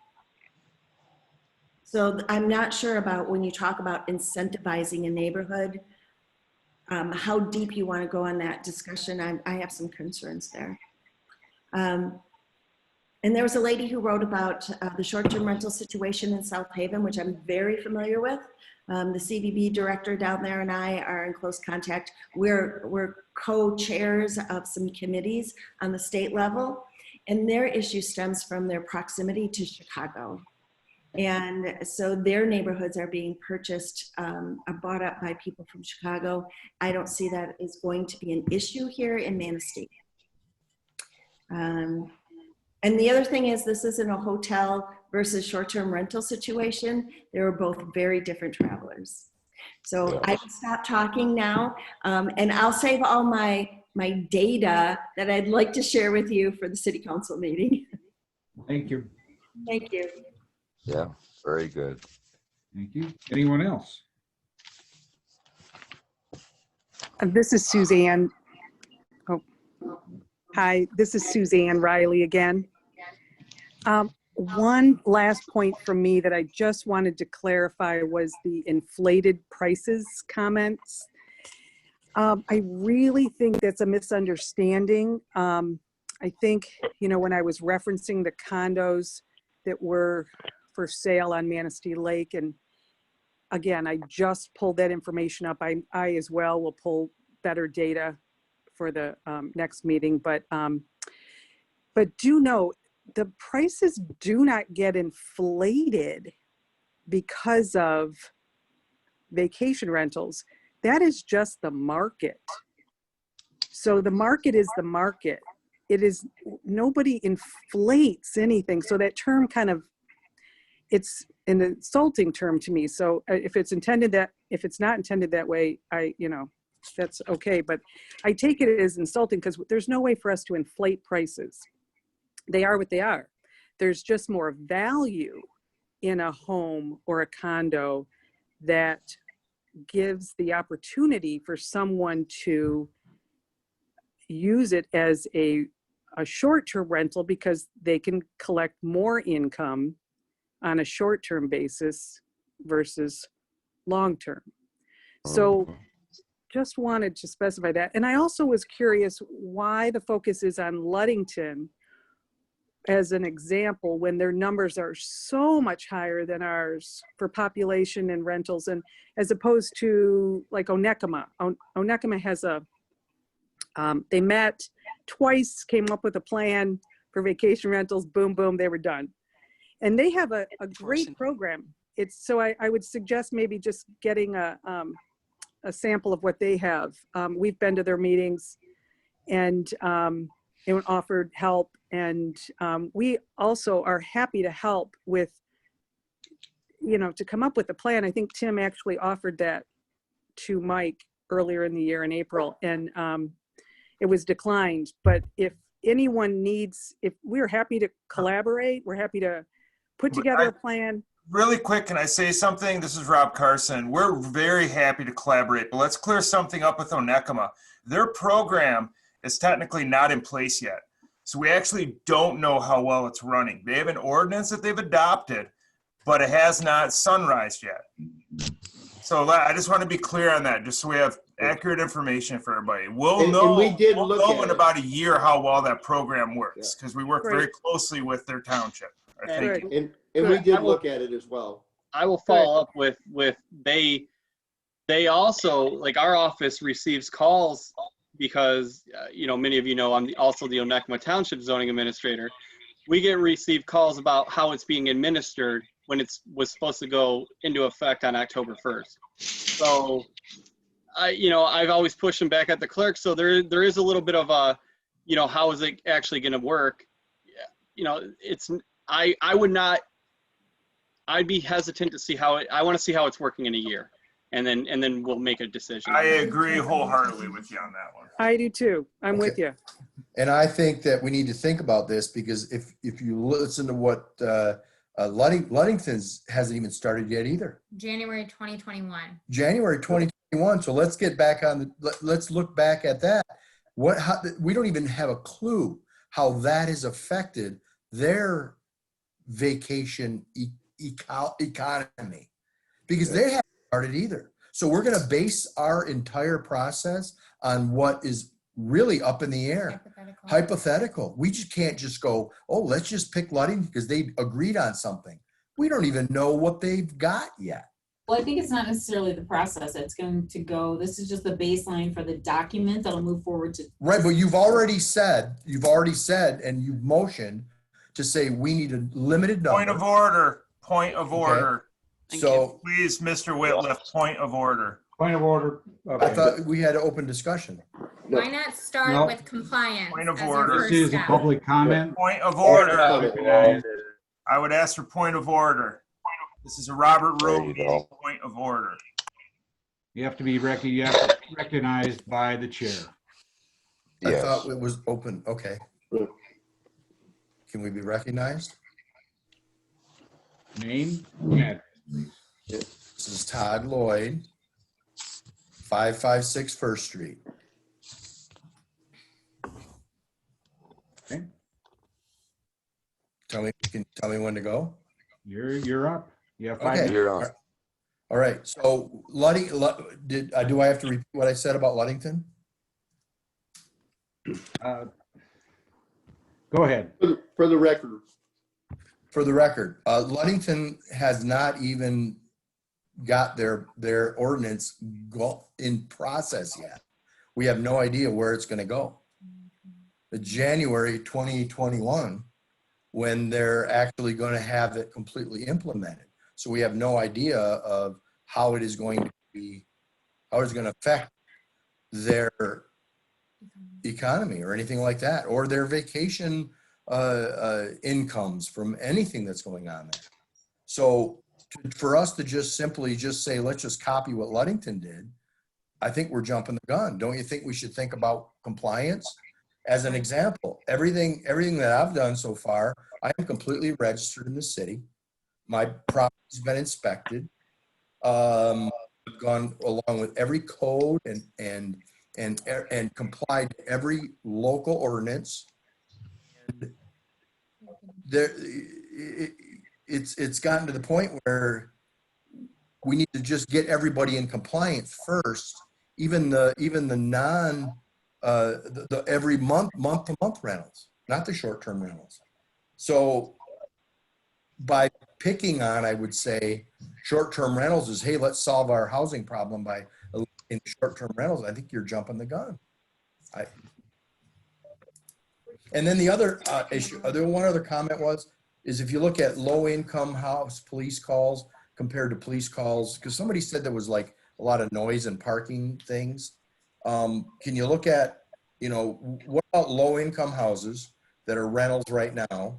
How many police calls were made to those? And how many police calls were made to short-term rentals in Manistee? Any statistics on that? Because there's seems to be, there's some comments about police having to enforce a lot of noise and parking rules. That's it. I'm done. Thank you so much. Good points. Anyone else?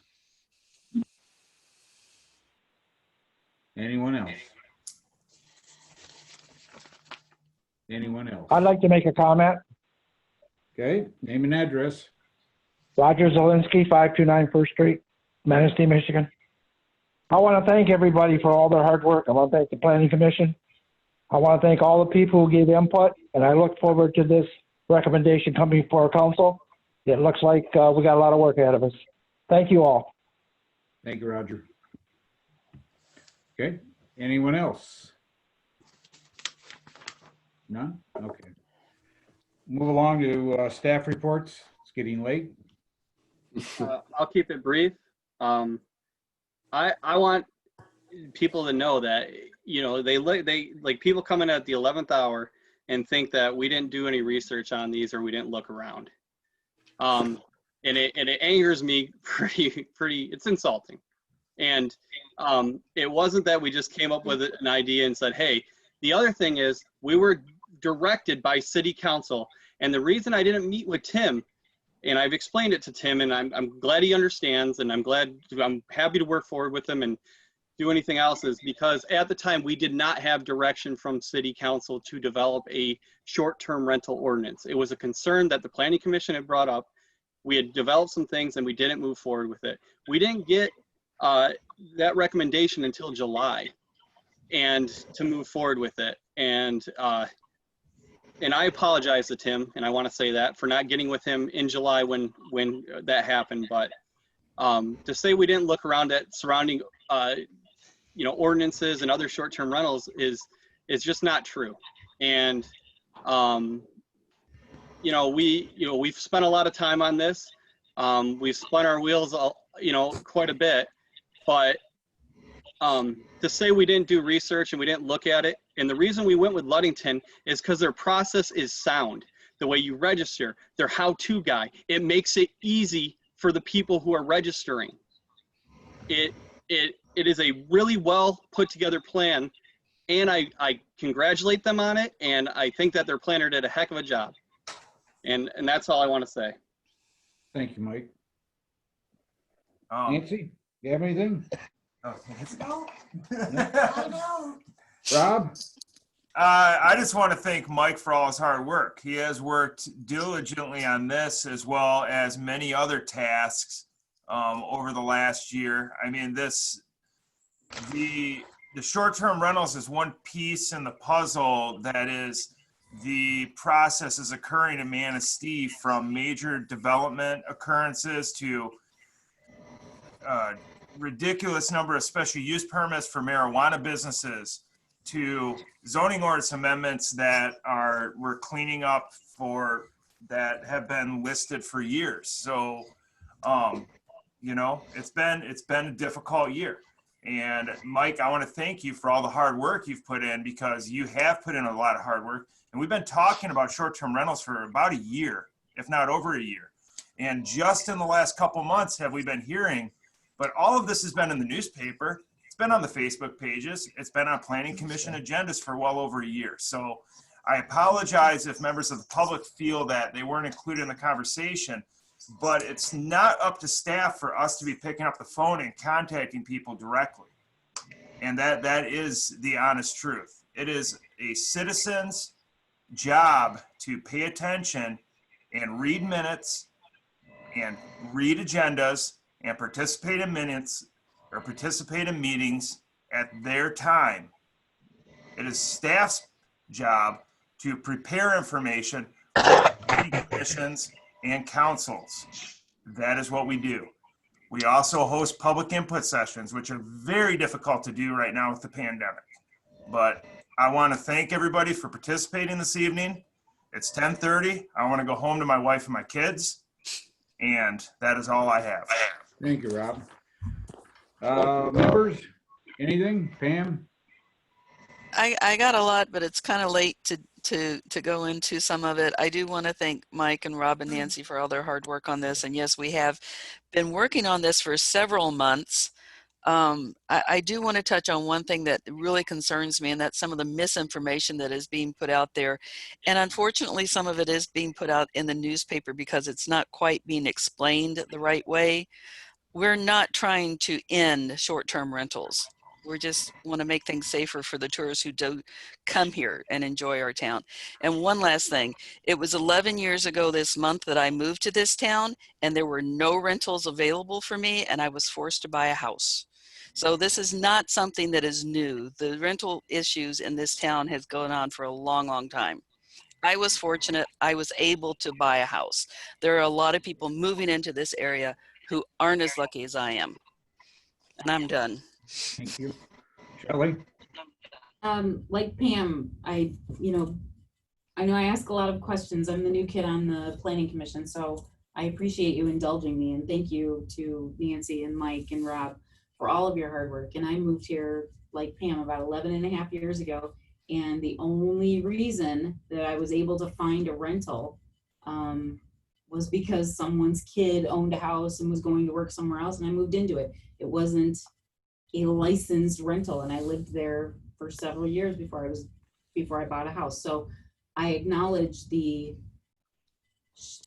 rental challenges, but I firmly believe that short-term rentals, and those that are classified that way, are not the solution for that long-term rental problem. And I think that city council, the mayor's office, and citizens at large need to start looking at some more creative solutions and finding investors to come to this area. And one of the ways to do that is for people who invest in these, like I said, chicken and the egg, beautify these houses, have people come in, get a taste of Manistee. Maybe they want to come buy one. So I don't know what all the answers are, but I think we're headed in the right direction. So thank you.